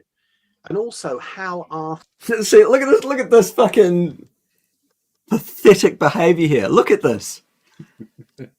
Wow, stunning. Things, how are things transmitted? For example, you pathetic little cunt, Dan. You really are. You're a boy. Was one time in the Arctic, I believe it was, or the Antarctic, where a group of fuck, will Phil never shut up so I can continue to berate him? Yeah, I tell you what, check this bit out and see what you think about this. What do you reckon about this? Because he ignored it, I think. Yeah. So they went there, they were all totally healthy, and after a couple of months they developed respiratory issues. How did that get there? How did it get to them? Does that not point maybe that it might be worth having a look a little bit more at the terrain theory and not discounting it completely? I'm not saying that. I don't say, listen, the terrain theory is right and the virus theory is wrong, the germ theory is wrong. I don't say that. I say, I think we should look at all of this, because in history, and not silence people who are obviously extremely intelligent, who have completely differing views. When they're silenced, then alarm bells goes off with me, because we should be looking at that. I mean, look at Galileo, look at the persecution he got. Look, he went Galileo fallacy. No, just say Galileo fallacy, though. That'll deal with your problem there. Your whole point there, Phil, all he needed to say was Galileo fallacy. Done. Apparently. What went on? It's happened recently, apparently, in the Antarctic. Yeah. A load of double people were out there and suddenly they get COVID. What happens in those situations? Yeah. I'm with you absolutely, Phil, that there are aspects of germ theory and terrain theory that are both equally valid in parallel. Neither one or the other is correct to the exclusion of the other one. They are not mutually exclusive theories. Exactly. Yeah. However, though, if I just say Galileo fallacy, that'll deal with it, Phil, and that will make everyone think, oh, right, there's some kind of fallacy that just deals with what Phil's just said. Galileo wasn't aware of the existence of pathogens. Galileo lived before pathogens were identified, any of them. So it's ridiculous to say Galileo fallacy, and that deals with your whole last point, which he then completely obfuscates by moving away from not responding to it at all, by not answering the perfectly valid question, and instead going straight back to berating you about being a conspiracy theorist nut by saying, Galileo fallacy though, Phil. Pathetic, Dan. Grow a set of balls. Sorry? Exactly what? What? Galileo fallacy? Pardon? Galileo fallacy. I'll say it again, though. Just say it again. Fuck. Galileo fallacy. There are many times where people have been right and they've been vilified in their lifetimes.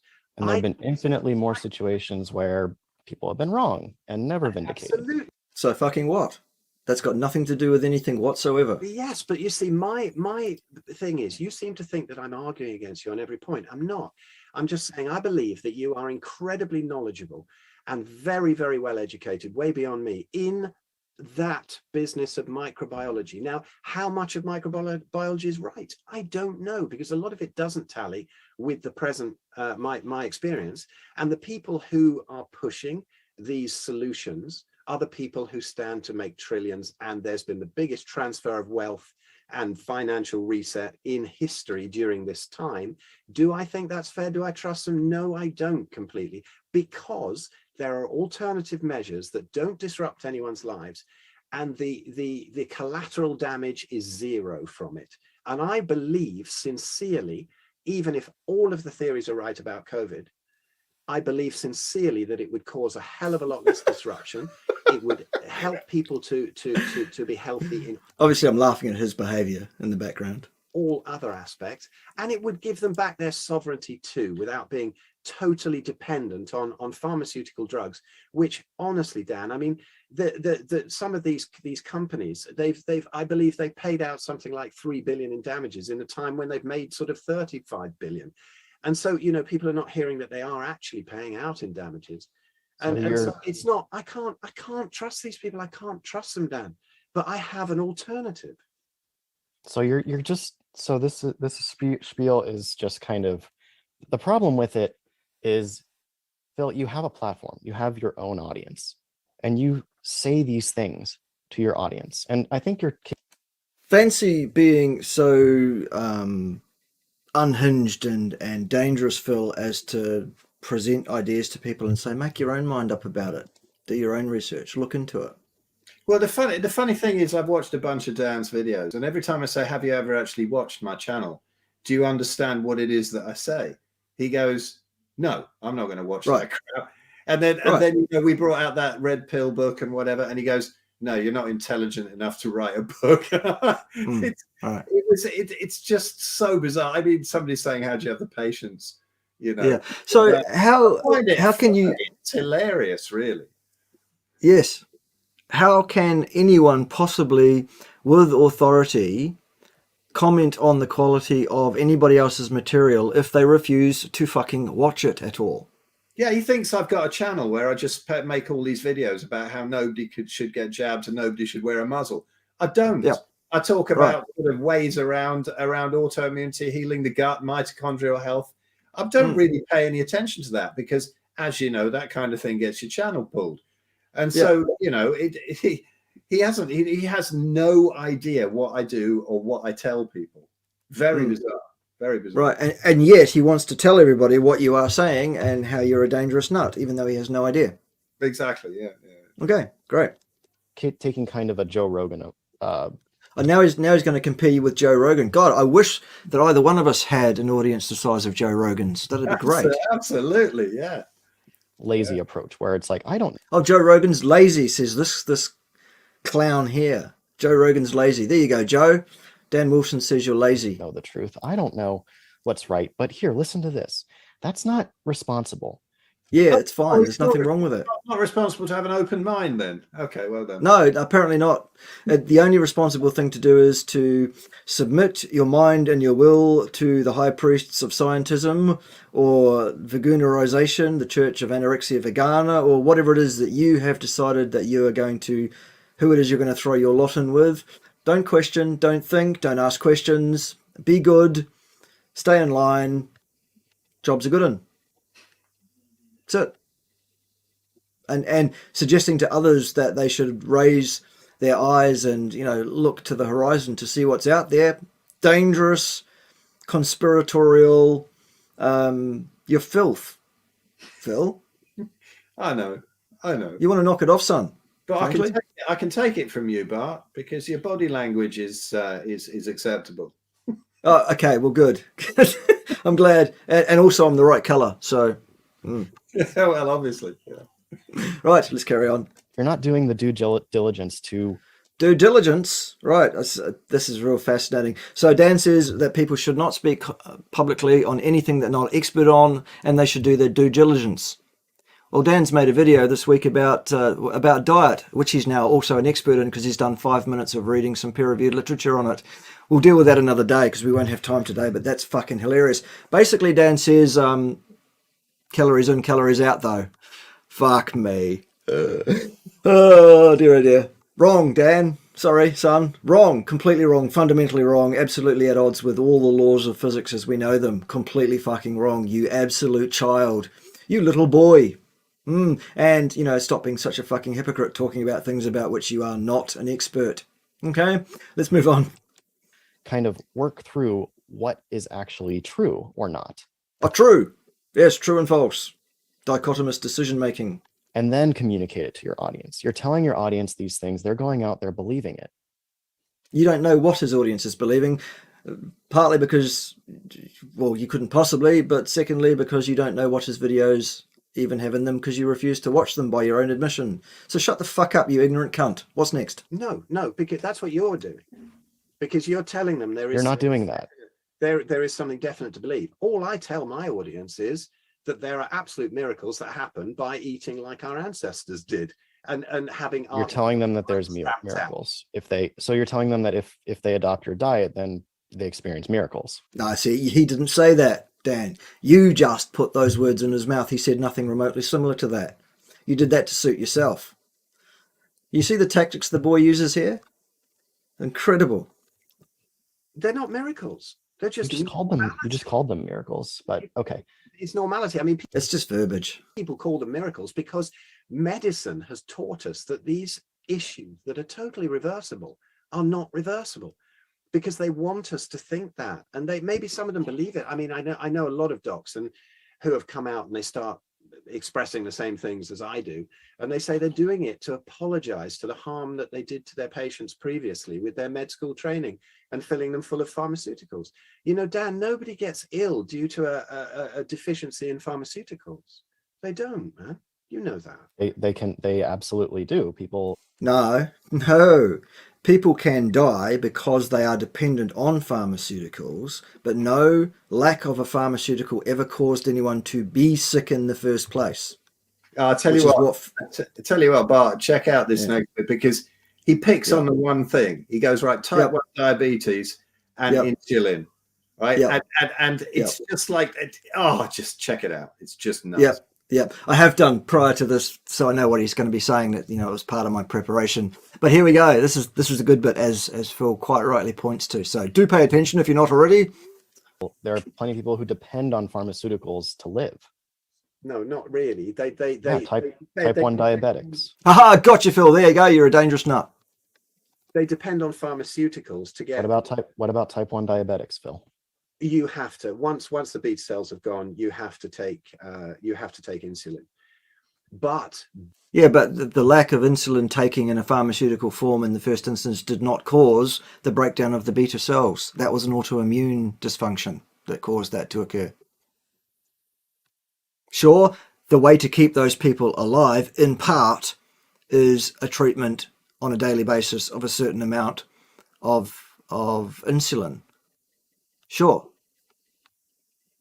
But that's really an aside. That is an example of a medical technology that has extended the lifespans of millions of people who otherwise would not have been able to live. Okay, great. Medicine isn't all evil. Aspects of it are. The provision of insulin for type 1 diabetics is not evil. It keeps those people alive. Great. What's next? But there you go. But look at the clinical results of my friends, Doctors Csaba Tot and Dr. Zofia Clements of Paleomedicina in Hungary, who are reversing type 1 diabetes as long as it's caught very early. And they're reversing it and they're completely off insulin. And you only get about 1 or 2 stabs at it. You have to be very careful with that. And if somebody is type 1 diabetic, and I have had some clients who are, and I would never, ever tell them to stop taking insulin, but I do tell them to really work closely with their doctor, because they can get in real trouble taking too much insulin, because once they're on a ketogenic diet, they have to bring down their insulin. They don't need to take anywhere near so much. So yeah, I'm with you on that, and it can be a lifesaver. But if it was caught early and if it was understood in the same way as they understand it at Paleomedicina, then they could be stopping that in childhood. When type 1 diabetes is a genetic thing.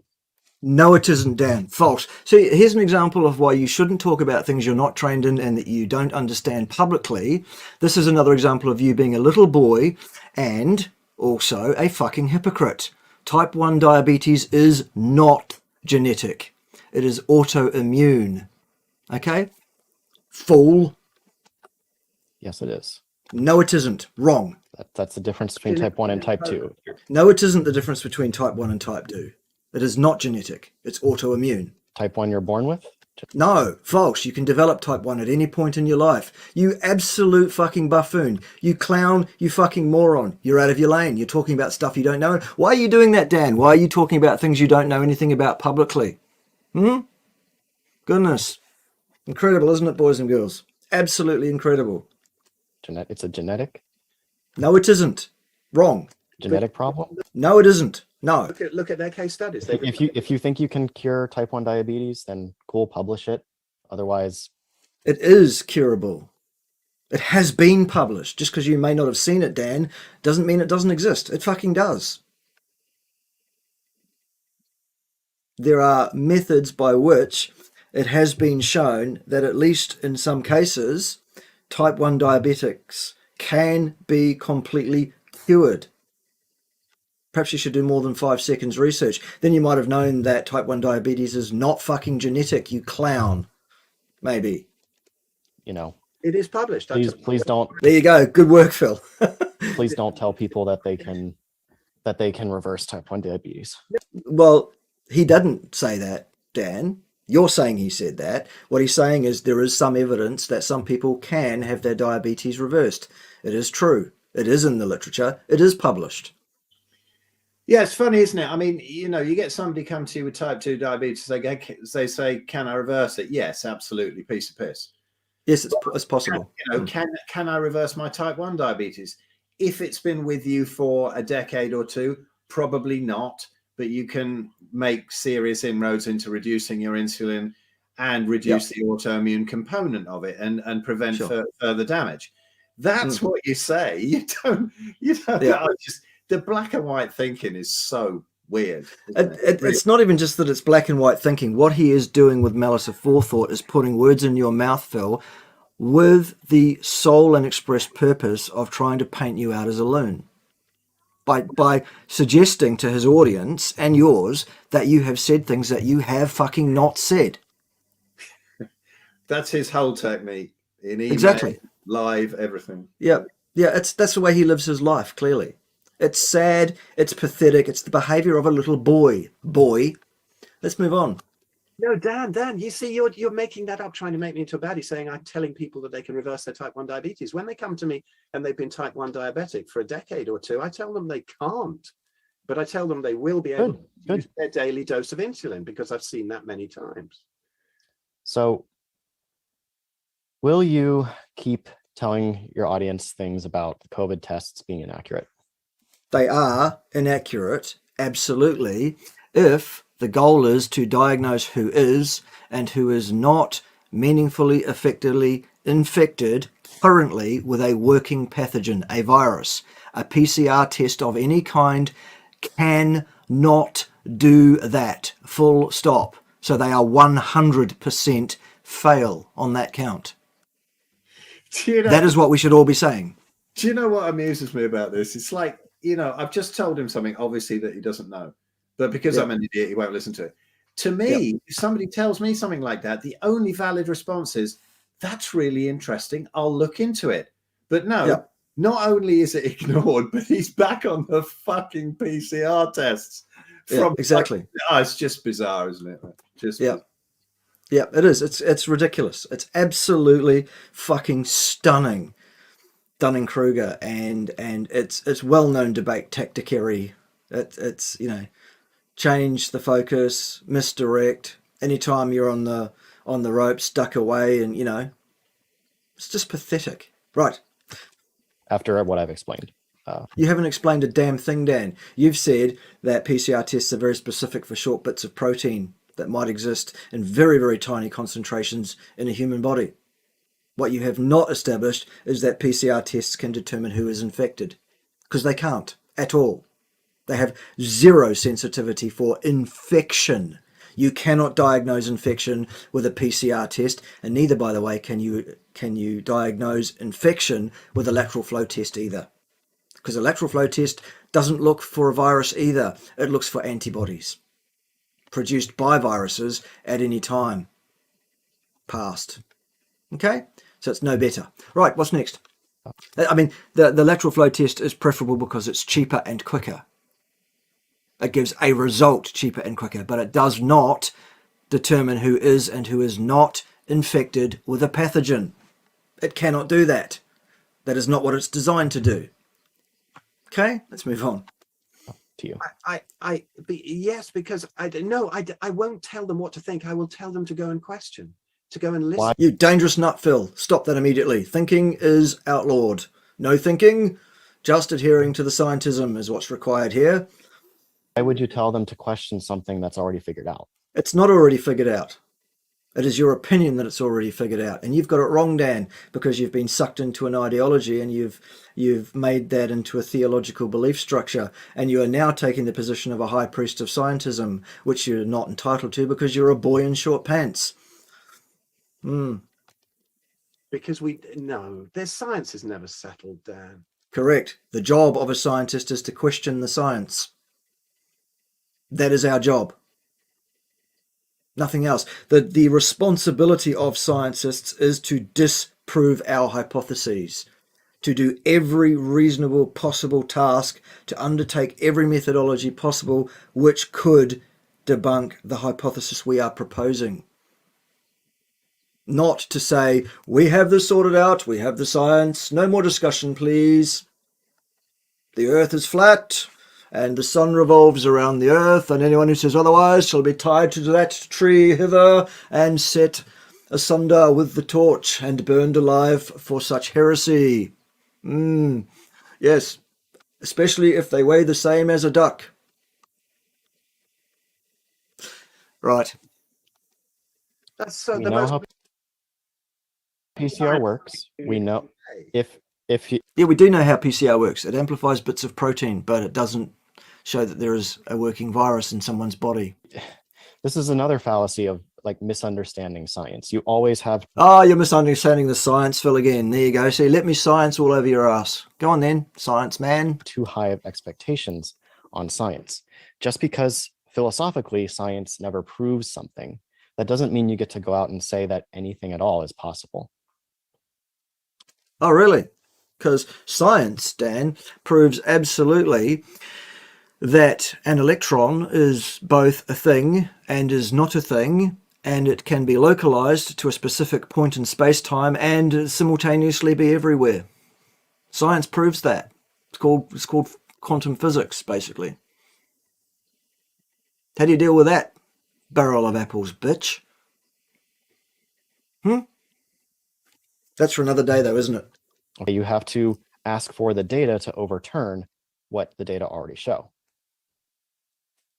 Okay, you do studies, you gain understanding, you come up with a model, an answer of how things work. It's not an answer. It's an inference. Do you see the difference? It's a very different thing. The only way to get an absolute answer on cause and effect, this versus that, is to do a properly controlled study where every other possible degree of freedom is controlled. That's not feasible in science. Therefore, what science does is it builds inferences. Nothing else. It doesn't answer questions. It infers things. Simple. Model, that answer can only be overturned by further evidence. Further inference. Different inference. More powerful inference, perhaps. Okay. But that's exactly what I've done with the health stuff. I've just found. But I'm talking about the COVID. I'm talking about COVID tests. Yeah, so we're talking about COVID tests. They cannot diagnose infection. Full stop. They cannot do it at all. They are 100% fail at doing that. They are not designed to do that. What part of that is difficult to understand? Do you understand that, Phil? Is that clear? I've been scienced, but yes. Good. Okay, that's clear. PCR tests cannot diagnose infection. Fact. Science. They measure bits of protein and amplify them. They explode the value of that protein up beyond anything remotely reasonable as well. But that's for another day. So I'm talking about COVID tests. Will you continue to tell your audience to question it, even though there is no data to suggest that they are inaccurate? Inaccurate in determining the presence or otherwise of a given protein? No, they're not. They are absolutely very, very accurate at doing that. But so what? That's got nothing to do with infection with a virus. Current active infection. Dan, I can't think of a time that I've really got into COVID testing. I can't tell. It's not really part. The time when I talk about it mostly is to do with you. So just recently, you left a comment on Facebook questioning whether or not people can tell the difference between Delta and Omicron variants. Yeah, they can. They do that with sequencing. SARS-CoV-2. Question. Yeah, it's because tell me about that. But he's been creeping around my Facebook page, looking at all the comments and stuff. It's very weird. Yeah. And then claim he's not watched anything. And also claim that he doesn't have time to talk to me because he's so busy. Yeah, exactly. But I mean, he explains to me about the sequencing, and yes, I didn't know about that. However, I can't remember if I made the point, but around here, you ask a doc, what's the diff? What have I got? Have I got Delta, Omicron, or they won't know? They have no clue, right? Because they won't know. No, that's my point. If they can test it in some way, great, but they're not. And so everybody's saying, well, what do I have? They don't know. And so how do they know the exact figures of how far these things are spreading? That is the point that I was making. Right. Yeah, and the answer to it is that when a positive PCR or lateral flow test is returned, then what happens is, in the case of the flow test, then a PCR test is done as well. That PCR test is sent to a specialist lab that does the sequencing that says, oh, it's that variant. However, it's that variant of a short length of protein, not that variant of a whole working, functioning pathogen. Your body may have been exposed to that pathogen and has beat it off, has destroyed it, has broken it down, has ripped it asunder into pieces, and there are small fragments remaining in your body. The PCR test will detect those. But you are no longer infected with a pathogen, nor are you capable of passing that pathogen on to another human being. The test is inappropriate. It does not diagnose who is infected. It never has been able to. It never will be able to. Kerry Mullins, the bloke that fucking invented it, said that and suddenly died mysteriously having said that for some reason. I wonder if he knew Hillary Clinton. Don't know. Should we move on? And I've heard people, there are many recordings of people. So again, now I'm going to have to interrupt you, Phil, because you're saying stuff I don't like. Saying, can I have a test for the Delta? And they go, there isn't one.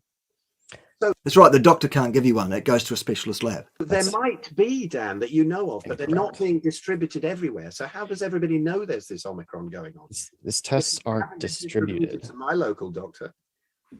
These tests for Delta and Omicron aren't distributed. Do you understand how it works? Do you understand how people figure out whether or not someone's infected with Delta or Omicron? Not infected, Dan. Wrong. You're talking about the presence of fragments of protein, not infection. The PCR test, as I've said repeatedly, cannot diagnose infection. Wrong, Dan.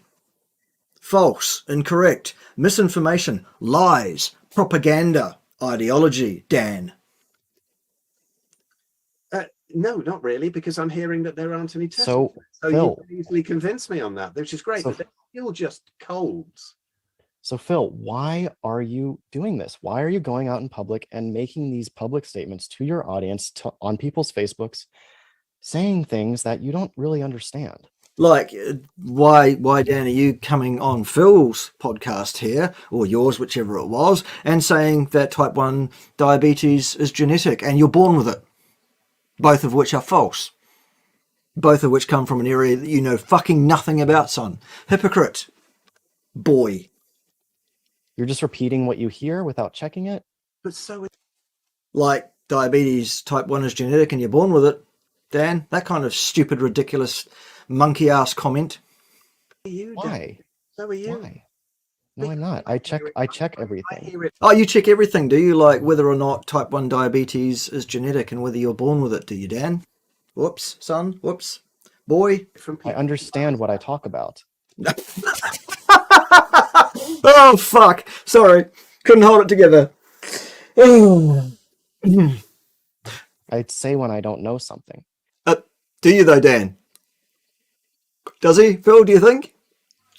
No, not even once in my experience. No, not once. Dan knows fucking everything about everything. Dan is never wrong whatsoever on any topic ever. And if he is, let's change the topic quickly. I'm not going on Facebook talking about diet because I'm not. Yeah. This week you fucking did make a video about diet, didn't you, son? And you got it wrong because you said calories in, calories out, though. I'll deal with that. I'll deal with that during the week. I'll make a video on that. Funny as fuck. Concerned about talking about something I'm not really an expert in. Oh, darn it, you just did. Diabetes, wrong. Diet, wrong. Whoops.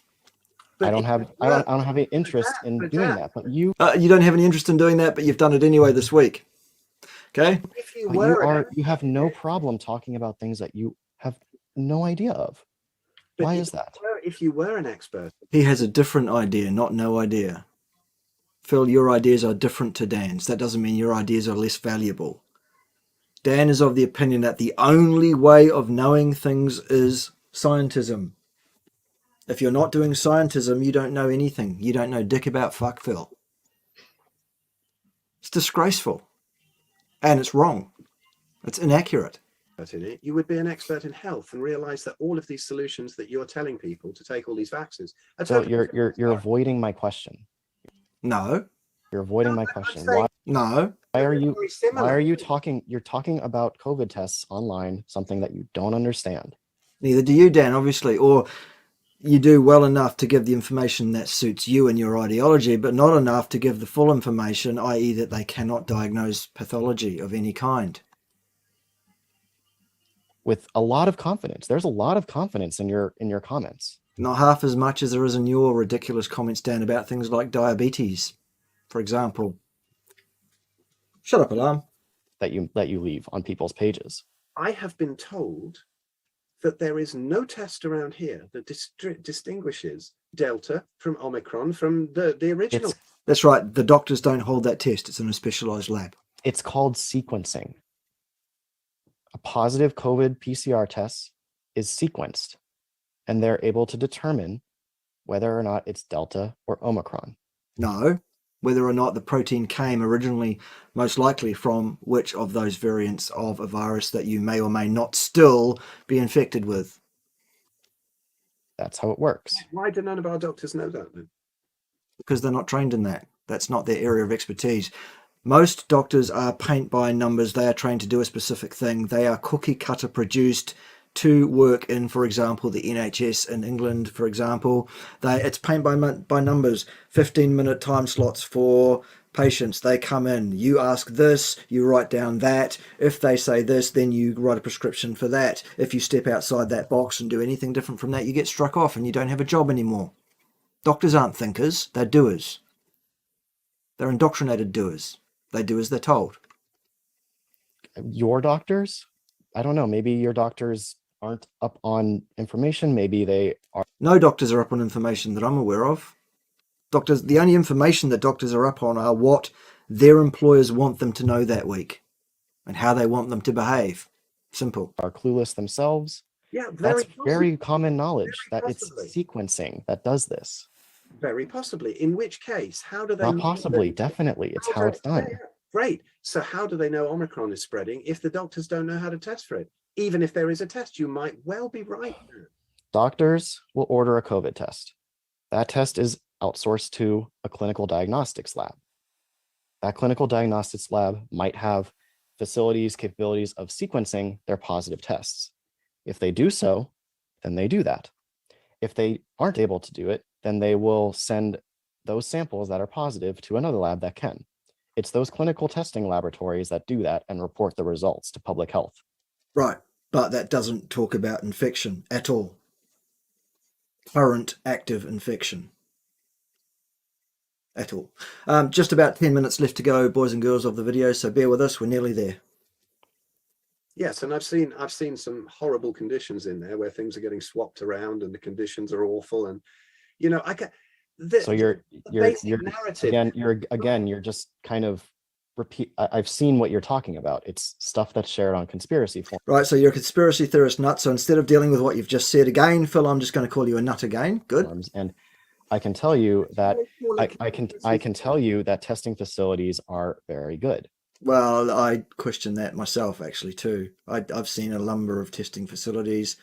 Both here on this side of the world and also up there in Blighty, and I haven't been particularly impressed by a lot of them. So what though? They have internal controls. They have internal controls in every test. No, you see, now Dan is talking about his knowledge of every single testing facility everywhere around the world because he's visited every single one, Phil. He knows what goes on in all of them. No, you fucking don't, Dan. You pathetic lying little cunt. No, you have no fucking idea what happens outside your own research lab, probably. And in fact, you've probably got no idea what happens inside your research lab, frankly. That make it really easy to spot contamination, make it really easy to determine what's actually positive, what's not positive, and what's indeterminate. Nonsense. But Dan, there are so many things that started off as conspiracy theories: vaccine mandates, vaccine passports, perpetual lockdowns. I'm not trying to rail on you. Yeah, you are. You're trying to make yourself out to be the big man who knows everything. You're trying to put another human being down for having different thoughts on things that you have. you are basically a theologist who therefore is a racist, because theology is a race now, I've decided, and because I've decided that and I am offended by it, I'm right. So let's move on. How many have to come true before we realize that these people should be talked to? You see, I have learned about PCR. You haven't learned anything, Phil. You're a nutter. Have you done scientism, son? Don't say you've learned things in 60 years of experience on the planet. And I'll just wipe my eyes and look away and be passive aggressive and rude and disrespectful to you once again, shall I? Fucking little cunt. Come and try that with me, sunshine. Testing today. What you say, right? So are you going to continue saying what you've said? Will you change your mind? It's completely the wrong way around, and people are making absolute millions and billions off these PCR tests that are making people enormously paranoid and wasting people's time.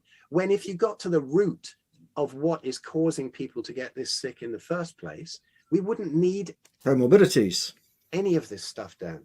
I'm going beyond this now, because it's just nonsensical. Everybody's shoving things up their nose all day long. I'm not one who's saying that there's microfibers getting into the brain off these PCR tests. I'm not. You're spreading that idea. How do you know, Dan, if you don't watch his material at all, you fucking lying cunt? No, I'm not. That idea. You just did. I saw. No, he didn't. He did nothing of the sort at all, Dan. You fucking liar. For it, and I thought that's interesting, but I don't know about that, because it's just too far out there. That's a lazy approach. It's a lazy approach to what, like just making something up about diabetes and stating it as an absolute fact. Is that another example of lazy? I think it is. Say to see something and then repeat it without actually. No, it's a lazy approach to be giving away our sovereignty to somebody who thinks we have to put a swab up our nose to tell us whether we're sick or not. I mean, how bad is it? Yeah, no, if you've got no symptoms, the answer to whether or not you're sick is no, clearly, isn't it? Fuck's sake, isn't it? Jesus Christ. Is a pandemic where we have to test to see if we're ill. I mean, really, I think that we need that's epidemiology 101. Oh, epidemiology though. Good.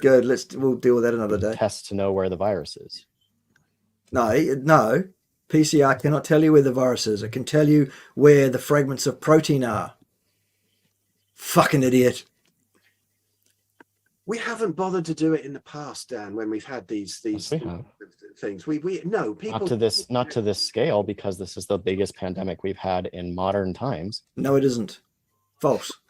But we have absolutely done this in the past. I would question that it's. I don't see that there's.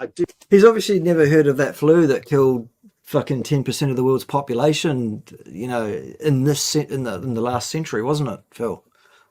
That was a modern times pandemic, much more serious than this particular brand of flu that we have here, the COVID flu. Yeah. What does again, if you just make up pull some pseudo fact, which is actually not a fact at all, out of your ass and state it with confidence, you're in the right, are you? Fucking unbelievable. This boy is a cunt. This boy is nothing but a cunt. I know you sent him an email the other day, Phil, talking about how you feel sorry for him and how he's obviously got some problems and should get some help and all that kind of stuff. But actually, at the end of the day, a spade is a spade. And sure, this boy's clearly got some problems and some emotional issues and all of that kind of stuff. But he is a cunt. I'm sorry. I can't argue with you when he's talking to other people. The arrogance is enormous. But there was something about when he was on his own, and I thought, poor boy. Yeah, genuinely did. I'm a bit of a softie, and even my sort of biggest sparring partners, I see them as human beings, which he obviously, through his body language, doesn't see me as one. No, well, you're the wrong colour, Phil. For a start, he's a racist. But I just, I just, there was something about him at the end. He was such a lost little lonely boy, and he is a lost little lonely boy. But that doesn't absolve him of being a cunt. He is a cunt. No, I can't argue with that. I can't. Right. He is. All right. Hang in there, boys. We're nearly there. Boys and girls, I should say. God, now I'm a misogynist too. Hang in there, boys and girls. We're nearly there. Right. That's boys and girls of all ages and colours, red included. I do dispute that there is some massive pandemic. And what there is of a pandemic. So you're still disputing the excess deaths figures I showed you? You've admitted that you are not an expert in diet and lifestyle and whatever. I am, and I do see these things happen, do see these results. And I know with that knowledge that all of that other stuff is just extraneous nonsense that we don't need. And we need to give people back their sovereignty and tell them how to actually stay well. And that isn't being done. Yes, if we want to track where a virus, any virus, is and what effect it's having in our society, then we should be looking at illness. Symptomatic illness, not fragments of protein floating around in people's body. The reason that we're not looking at diagnosed pathology, diagnosed illness, is because there isn't any going on to speak of above normal levels of respiratory pathology that happens every single fucking year. And because there's no way they could perpetuate this huge grand scale indoctrination, fraud, control, divide and conquer technique that they're doing for this great reset purposes if they were focused on an actual fucking active illness going on in the community, because it fucking isn't. And anyone with half a brain can see that. So we've got to manufacture these tests that prove absolutely that we're all contagious to one another and we're all killing each other by talking to each other and being in human contact and all of that kind of stuff. And, you know, so therefore we must muzzle you as another means of control and teaching you to comply with our edicts. And the whole fucking thing is just ridiculous. Right. On any of the media, there's just constant fear-mongering, test, this, that. And there has been a case-demic. So many people have been so symptom-free or tiny little symptoms. Ergo not fucking sick. They'd never have noticed in any other year. And so why are we obsessed with it, you know? Pre-vaccine, cases always tracked with death. Yes, shark attacks, ice creams at the beach, drownings in swimming pools, Nicolas Cage movies, mathematical ability in children between the ages of 5 and 10 is correlated very highly with their shoe size. Great, so fucking what? Cases went up, deaths went up. Yeah, shoe size, mathematical ability between 5 and 10 years of age happens every fucking time. Must be the cause of it. So let's stop wasting money on training fucking mathematics teachers and just genetically engineer children to have big feet when they're born and they'll be fucking mathematical geniuses, will they, Dan? You fucking pathetic little cunt. Fuck off.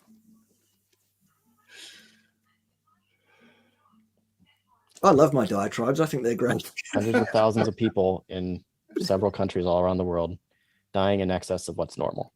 And no, Dan, no, not really.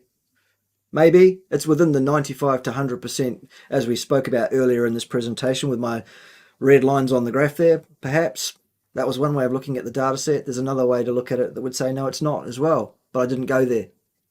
And that's not a pandemic to you. Well, even if it was in 2020, it's now not in 2021 because it's back inside the line. Did you see that earlier on? Perhaps you should look through this, Dan, and you'll learn some actual science. But why don't we see what the people with the comorbidities? Why don't we focus on how to get rid of the comorbidities? You know what a comorbidity is? Of course he fucking does. You pathetic cunt. Yes, of course I do. What is it? It's a comorbidity. Good answer, Phil. I like that. Which part of that did you not understand, Dan? It's pretty simple. It's pretty straightforward. It's a morbid issue that happens in conjunction with another one. Good. So what are some examples of it? All the metabolic disorders, diabetes, heart disease, autoimmune conditions, cancer. What about respiratory failure? Well, there is respiratory failure. Respiratory failure is a result of the comorbidities. It's not in and of itself a comorbidity, you absolute fucking moron. Jesus Christ, really? What a thick fuck. Well, and my mother died from respiratory failure 2 years ago, and it was just something that happened after the flu. And I mean, a comorbidity is also something that you generally carry for years. People don't live for years and years and years with respiratory failure. Because respiratory failure will fucking kill you. Jesus, Dan. But Amelia's got something to say. Yes, go, Amelia. Dan's a racist. Yes, he is. Good. Glad. So am I, Amelia. I'm absolutely racist myself too, because I disagree with this man here with his African-American hairstyle and his... I tell you what, Amelia, you tell me, does this boy look like a black man to you? Got an answer. No. Amelia's got a throw twice the size of his when it's not plaited. So Right. no. Yeah. Right. No. So he's a try-hard black man. It appears so. And I bet if he actually got out his bloody his todger there and put it on the table, I think we would probably establish that he definitely is a try-hard. But that's for another day. Right. Shall we move on? This year it would have been counted as coronavirus and she would have been waving through a hospital window. No, it wouldn't. No. Yes, it would. I'll just say no, and that puts you in the right, does it, Dan? Oh, damn. You're saying that every death is counted as a COVID death? No. So A lot of things that were not COVID deaths have indeed been counted as COVID deaths, Dan. That is a fact, whether you like that or not. Get with the program, son. a comorbidity can be respiratory. No, respiratory failure is a cause of death, not a comorbidity. And it usually is a result of comorbidities, which can be exacerbated by a respiratory virus, for example. In previous years, we just called it the flu. Now we're calling it COVID-19 and the worst pandemic that we've seen in living history, even though it fucking isn't. And even though, in fact, COVID-19 is just the flu. It's the currently prevalent form of the flu for the last 2 years. We've covered this. Respiratory failure can be a comorbidity. No, it's a cause of death. That is one of the most common comorbidities. No, wrong again, Dan. Just saying things that are wrong doesn't make them right. Just making up facts because you feel like making them up, Dan, does not make them correct. No. Reported on COVID death certificates. Right, so respiratory failure. Okay. There are many things that can cause respiratory failure, including inappropriate drugs being given to people and inappropriate intubation, the rate of recovery from which is generally around about 20%. As soon as you intubate someone, there's an 80% chance they will die. Interesting. Just write COVID on the certificate, though. That'll be great. And there's an example here in New Zealand of a bloke who was shot dead outside a motel in Auckland by the police because he was trying to escape from that motel because he was locked in there because it's a COVID centre. It's a concentration camp there in Auckland. And he decided that he'd had enough and he was going to leave. And in his attempt to do that, the police decided that the way to deal with that would be to shoot him dead, which they did. And guess what it says on his death certificate? Does it say gunshot wound to the chest?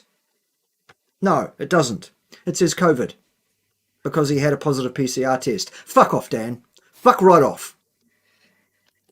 Respiratory failure, pneumonia, which follows viral infection. Those things are caused by COVID. Okay, Yeah, and a bunch of other things that are not COVID also cause those events to occur too, Dan. And you can't diagnose what the cause of it was by using a PCR test because all that does is look at bits of protein. Okay, we've covered this. I want to make it clear that when you bring up comorbidities, you're also talking about things that the virus causes. No, may cause. Possibly. Cause and effect, you need an experiment to underpin. No such experiment exists, and there is no diagnostic test that can tell you whether you are meaningfully infected with any virus or anything else. The flu virus, the COVID virus, or any other virus. PCR tests can't do that. That the illness causes. Yes, which is what causes so much confusion. And in some instances, that might have been the case. But I tell you something that I do believe that you would dispute, and I really do believe that this has been, as a good friend of mine calls it, the virus that keeps giving, because it's uncovered many interventions for any issue. Like I had a horrific issue only a few days ago. I was absolutely totally floored, and I don't usually get sick, and I had, and I've still got it. I've still got a chest issue. I would never think of getting tested, never think of anything. I took quercetin and zinc, and I took some D, and I took some Z, some C, and it passed very quickly. And I found that if I do get a respiratory issue, these things that are told to be ineffective, if I do get some kind of a respiratory issue, it just knocks it on the head very quickly. And yes, there are countries, Dan, that have implemented this with tremendous success. And yes, there are implemented what from their hearts. Implemented what? Which countries? The ivermectin, the hydroxychloroquine, and I know you've debunked them. No, he hasn't. Neither of those work against COVID. You don't know that, Dan. You do not know that at all. That is a speculation. It's another pseudo false fact that you've pulled out of your ass and decided is true, and now you're going to state with 100% surety that it's true without any evidence that that is so. You fucking hypocritical little boy. You absolute cunt. You can go on about the PCR test all you like, and he does, and he will leave out half the information, as I've shown today. And I will learn from you, right? I have learned stuff today. I hope you do, and I hope to not see you talking about COVID testing again. I hope to see you talking much more about COVID testing now, actually, Phil, now that you understand exactly what it is that COVID testing actually is, what it can and cannot do. What it can do is measure bits. What I'm trying to get across to him is that whoever you're talking to, you learn stuff. It's like you go, you know, you're a musician. You go into a bar, you watch somebody playing. It could be one of the worst bands you've ever seen, but you pick up something that night, right? Everything, you know, is a learning experience. And yes, I learned something from him. And it's just like, Dan, when are you ever going to say to me, oh, that's an interesting point, you know? Just never. Yep. Just never. No. The only thing I would say, absolutely right on all of that, completely correct. Absolutely, as usual, Phil, of course. The only thing I would say to that is that I am no longer able to attend either bars or music performances, so I'll never learn anything again in terms of musicians or any of that, apparently. In public, in the way you have. Is there anything I've ever said? All you've done is called me a liar and trashed everything I've said on emails. And I have had... It's projection. He's a liar. 60 years of experience on this planet, 40 years of which I've been studying natural health. Most of which has been rubbish, and I've thrown it out just as you would. But I have come across some absolute utter nuggets now. He's an absolute fucking nugget. You're looking at a fucking nugget. And I have a lot to teach you, as you have a lot to teach me. But you seem to be very disrespectful of anybody on another path. And I'm not. I'm here chatting to you. You're the one looking aside and dropping your eyes, man. I'm looking right in your eyes the whole time. Phil, I'm trying to get you to have some honest reflection here of honest reflection from it's coming from this absolute cunt splat here, this little fuck stain, this absolute little boy in short pants, this academic charlatan, this pretender to the crown of being a high priest of scientism, wants you to be honest, Phil. That's what he wants. What he actually doesn't want is anything remotely close to honesty. What he wants is to berate you and for you to fall at his feet and go, you are the great you are and you know everything about everything. Because he's got a serious fucking ego problem. That's what the issue is here. How you go about figuring out things that you communicate. This boy needs help. He needs professional help to get his fucking socialization realigned and retuned to an acceptable level for society. I think it's probably, you know, he's at an age where it's probably beyond the point where he's actually beyond saving. Basically, as I say, you know, this is an irretrievable case. This is a cunt. This is nothing but a cunt, and this is a cunt who will probably have a very, very lonely existence, I would say. Out to your platform. And at every turn, you're saying, well, I don't trust that. Well, I question that. Even though you don't really understand it. And I still can't get you to, you know. The lack of 100% surety and understanding of any issue is what leads us to question it. And that is the role of a scientist, you fucking idiot. Tell me that you're acknowledging that all the things that you've heard about PCR are wrong and that you're not going to then spread those. Not all the things you've heard about PCR are wrong. I've told you a bunch of things about PCR today that are not wrong. Ideas to your audience anymore. No, I'm not. I'm not saying that everything I've heard about PCR is wrong. I've taken your viewpoint on board, and I will go in and look more at how they distinguish Delta from Omicron, which interests me. You've brought up something new for me there. Wonderful. Yeah, but the thing, another thing is, Phil, I told you. The basis of it, Dan, it's a waste of time. It's making people paranoid. It's ruining children's lives. It's destroying their psychology at school. They're being so stressed out. There's old people waving through windows. They don't need to be. There's devastation out there, Dan. And what do you think is more? What do you think is more traumatic? Finish this point. I will be quiet and let you talk. But the stuff, if you're wrong, the stuff you're putting out there has horrific collateral damage. He is wrong, and it does. The stuff I'm putting out there might make people think, oh, well, maybe the test's not so great, but I do know how to eat now and the lifestyle, which has made me incredibly healthy. And we do see cancer reversals and we do see autoimmune reversals. And there he goes again. Look, fuck. we do see metabolic disease reversals all the time. Not Cool. so often. Go ahead and publish that and prove it to the world. So See, 'cause the only way to know anything is to publish it in a peer-reviewed journal. If it's not there, it's not knowledge. You don't know it, Phil. Oh, it's just honestly, Yeah. when I was actually doing this, I didn't get so frustrated with him. But watching it now, I just speechless. Will the sun come up tomorrow morning, Phil? I don't fucking know anymore, Bart. I don't know. Look, with any fucking luck, son, it won't. Okay, but I'm afraid it will probably, because it has every fucking morning so far for the last 13.8 billion fucking years at least. More like 14 billion. It probably will tomorrow morning too. There's no peer-reviewed publication that can prove that, so clearly we don't know it. But fuck off, Dan. Right? so that everybody can benefit from your knowledge.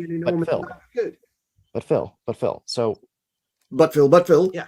with the testing, you asked me over email how Delta and Omicron are distinguished. I told you, and it was after that you left that comment on Facebook. So fucking what? I don't have we communicated since Omicron was invented? Invented?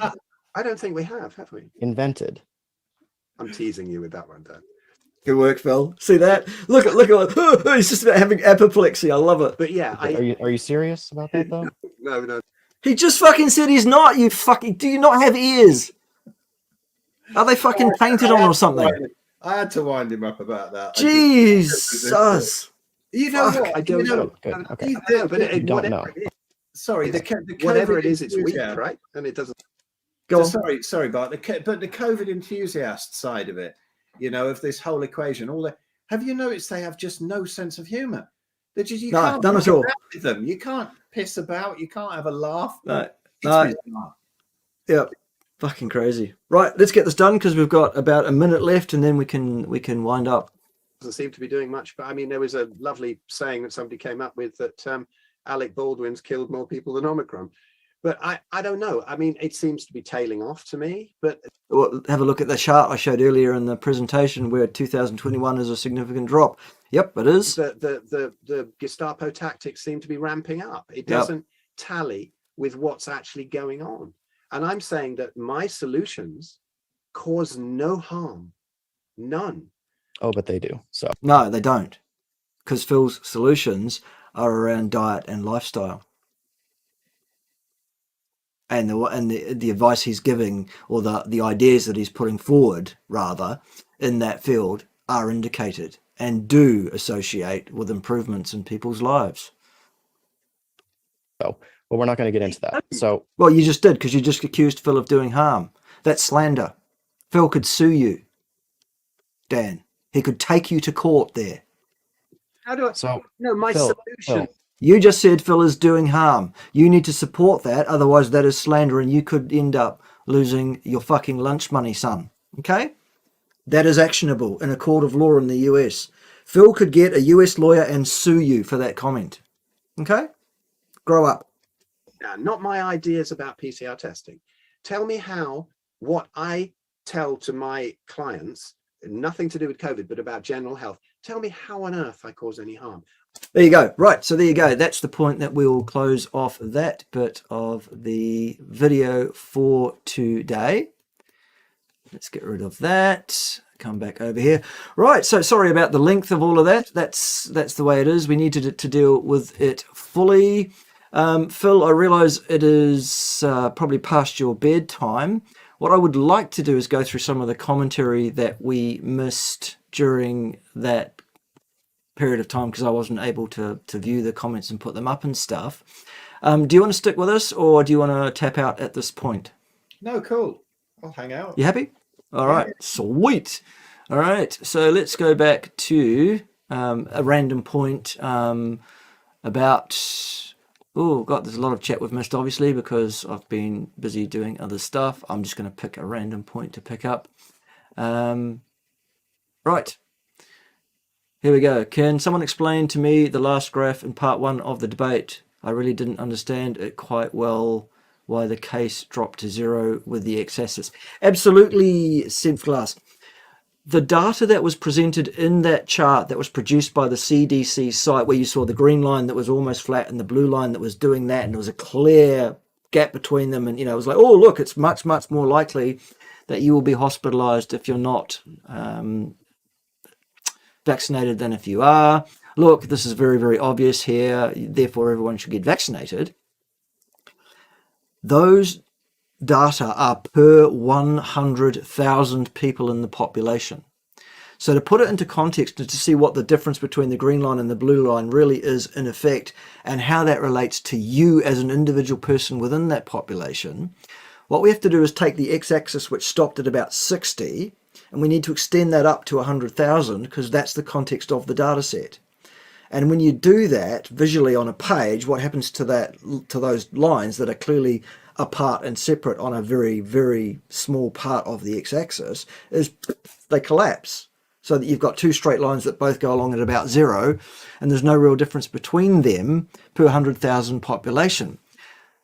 Mathematically, it is equivalent, therefore, to say if you considered 0 to be 0 still, and 100,000 on that graph to be 100% risk of you being hospitalized, then that graph talks about your risk of being hospitalized if you're vaccinated or if you're not, and in both cases it's a flat line across 0. No chance to speak of. As it turns out, the actual value is 0.000055, I believe it was. 55 difference in hospitalizations per 100,000 person years of follow-up. Sorry, person months of follow-up, because that was a 1 month, or was it even a week? Whatever. Very, very small. So that's the explanation for that. Hopefully that's helpful. Yes, it's okay to ask questions. Yes, there are no stupid questions.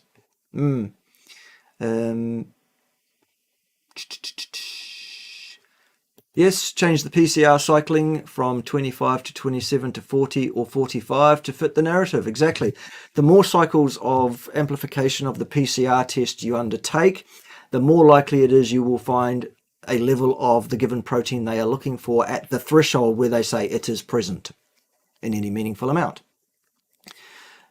Kerry Mullins, the inventor, said 18 or 19 cycles at maximum for accuracy, and most authorities have been using 35, 40 and above, some of them over 45 cycles, to determine cases, they say.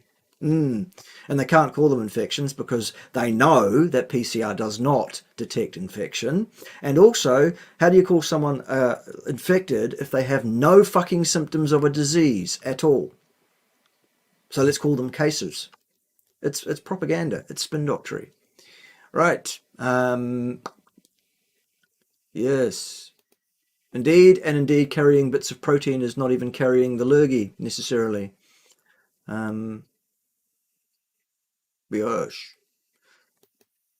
Yes, absolutely agree. Some of the Supreme Court justices could pull their socks up and learn some science. Of course, they're trained in the law, not the science, and so that's the problem in terms of making decisions about science. I have heard tell, though, that there is a court that has ordered that Pfizer need to release their data and not hold it back for years and years and years and years and years. So that's probably good news. Hillary is dead? Really? I don't think so. I haven't heard that Hillary's dead. Yeah, absolutely. The boy is a boy and is infuriating as fuck. Frankly, in a face-to-face confrontation with Dan, it's likely he's going to get punched in the face. I think it was Mike Tyson, actually, another black man, who, because I better mention that races exist and stuff.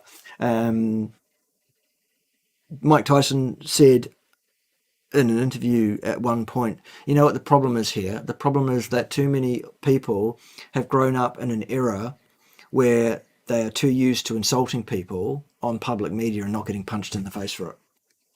I think we should bring back face punching. What do you think, Phil? Face punching? Well, I'm not a great puncher of faces, but the concept amuses me, and I think that like I said last time, I think I said on the last video that I said he was so infuriating that Gandhi would punch him.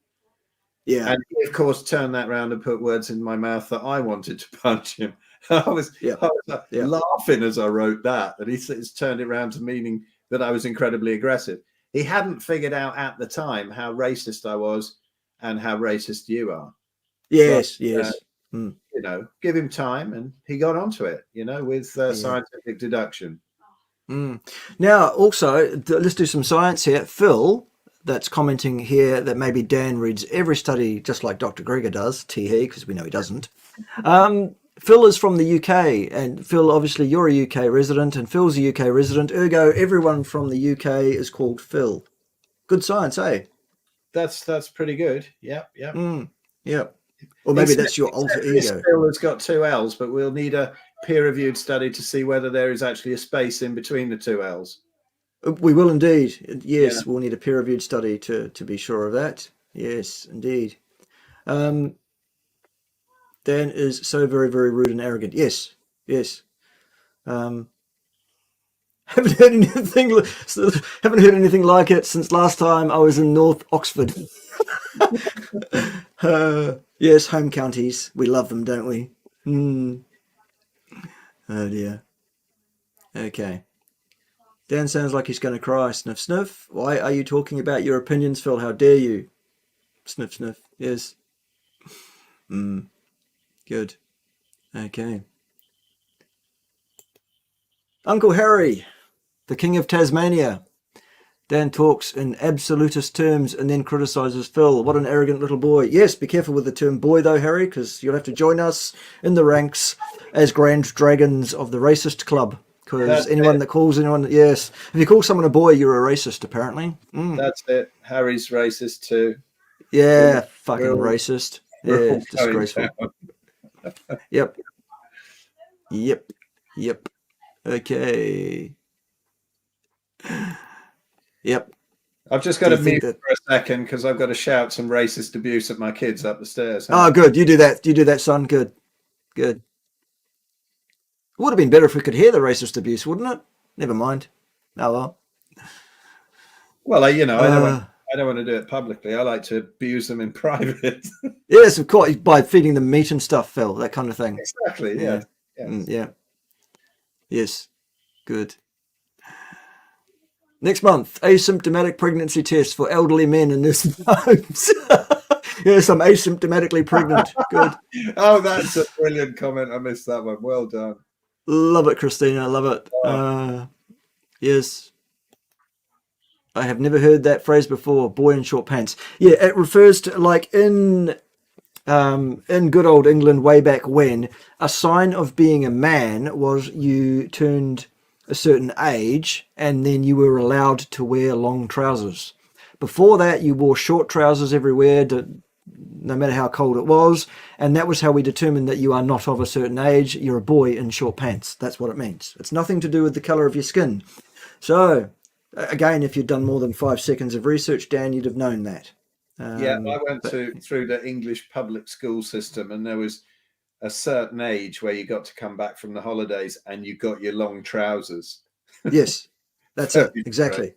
Yeah. So that's what I mean by a boy in short pants. It's a very well entrenched part of our culture and history. But of course, if you're a black person, you are allowed absolutely to whitewash history and paint it any color you like.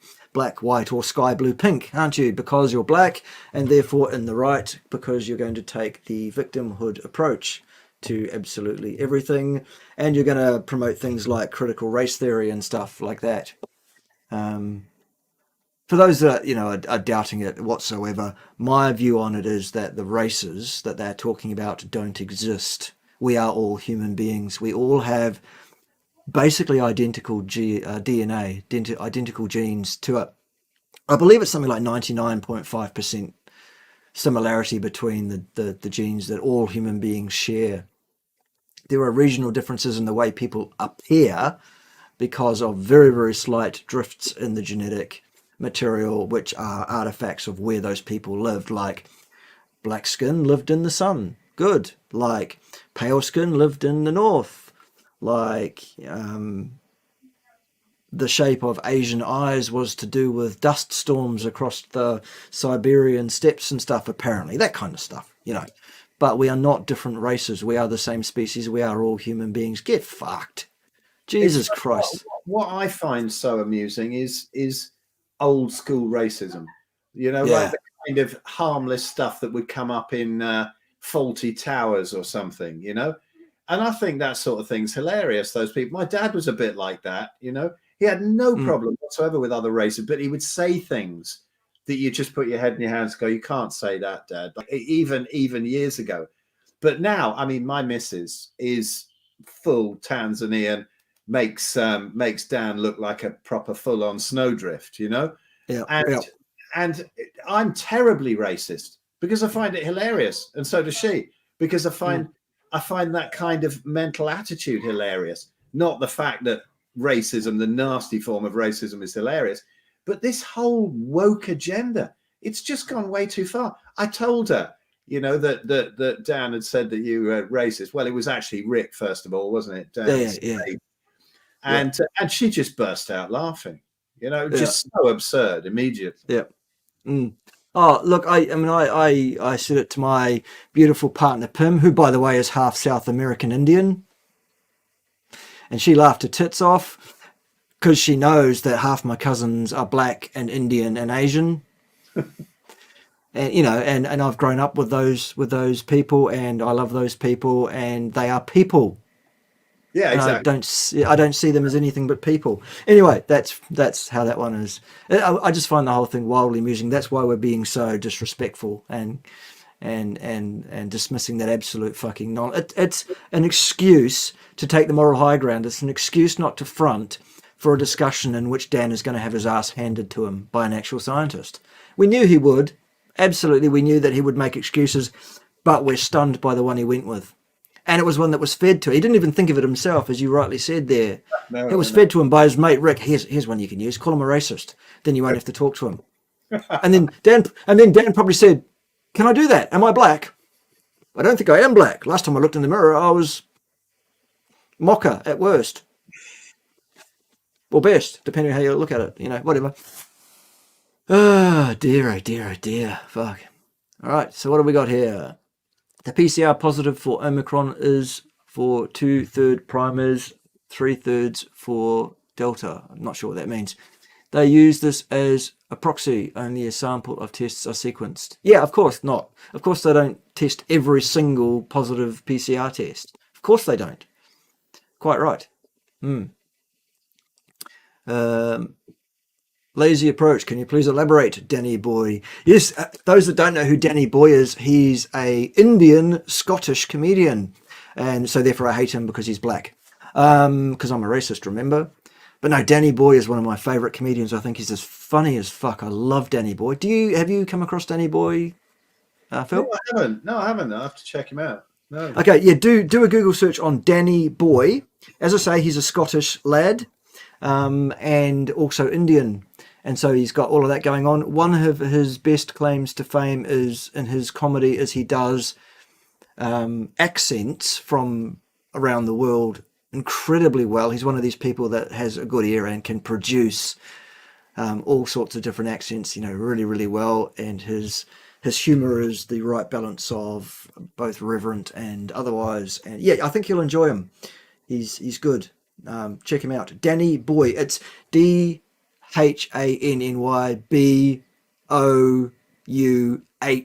though, I think, rather than the way it's spelt there. But you'll find him if you do a search. Yep.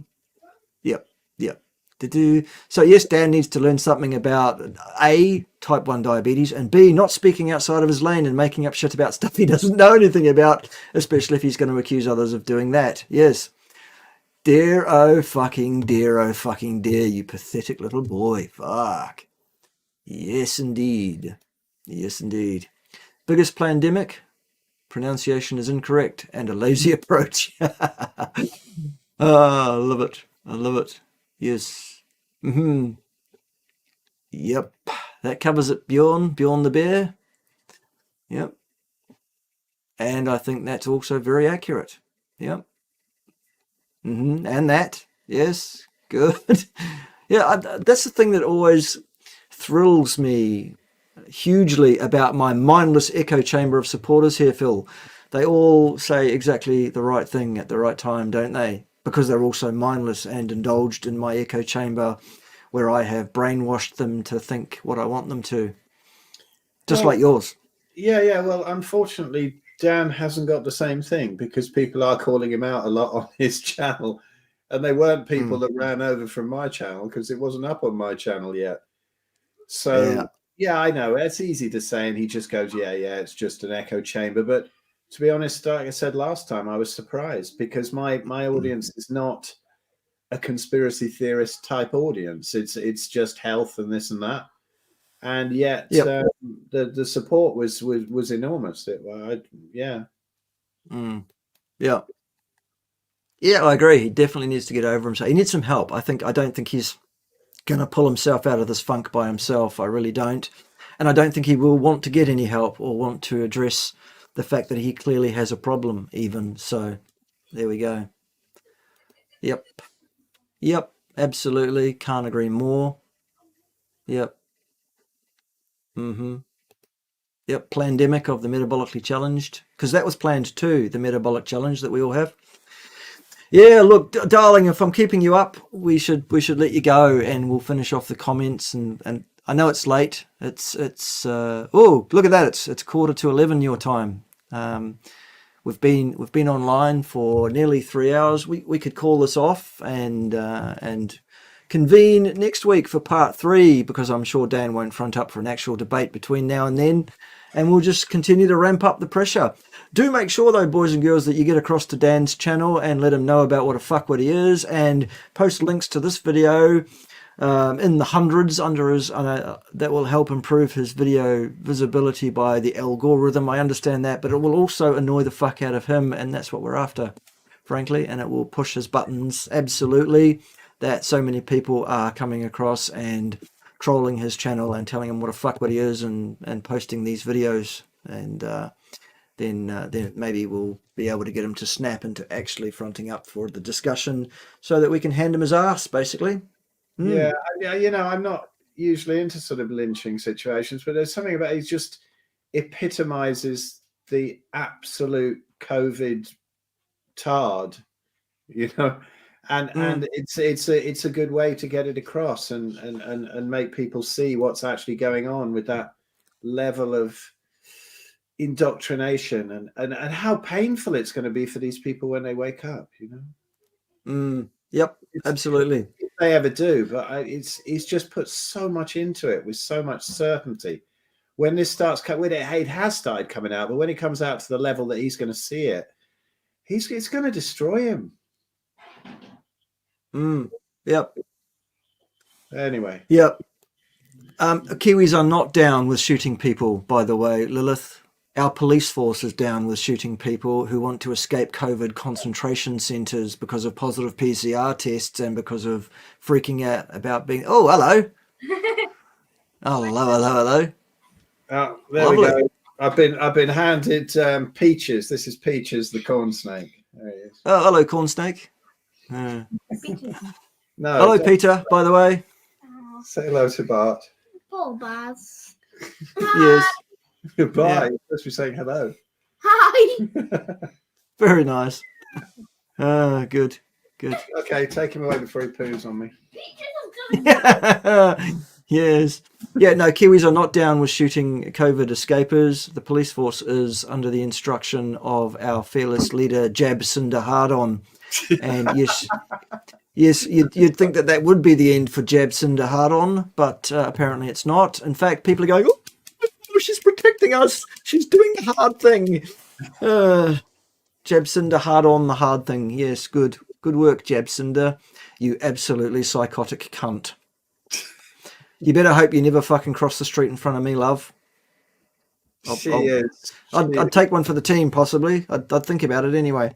Yeah, she's dangerous, isn't she? She's really dangerous. Yes. All right.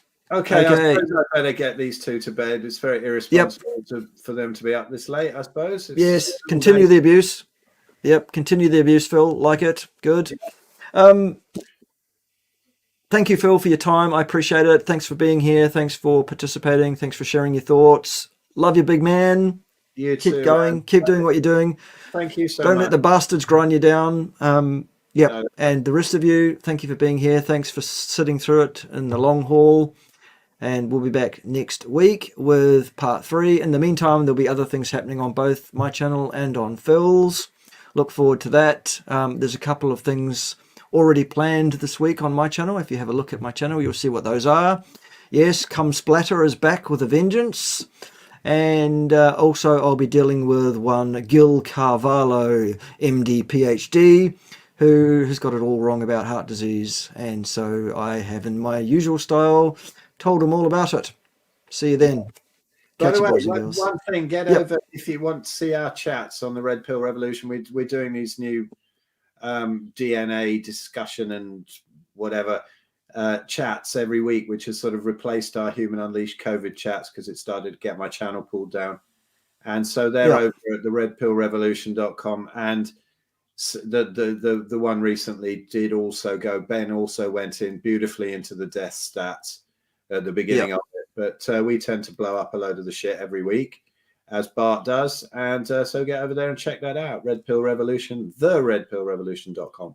Lots of free stuff. Awesome. Yep. Cool. Awesome. All right. Cheers. See you later, boys and girls. Thanks for being here. Thank you. All right. Thank you, Phil.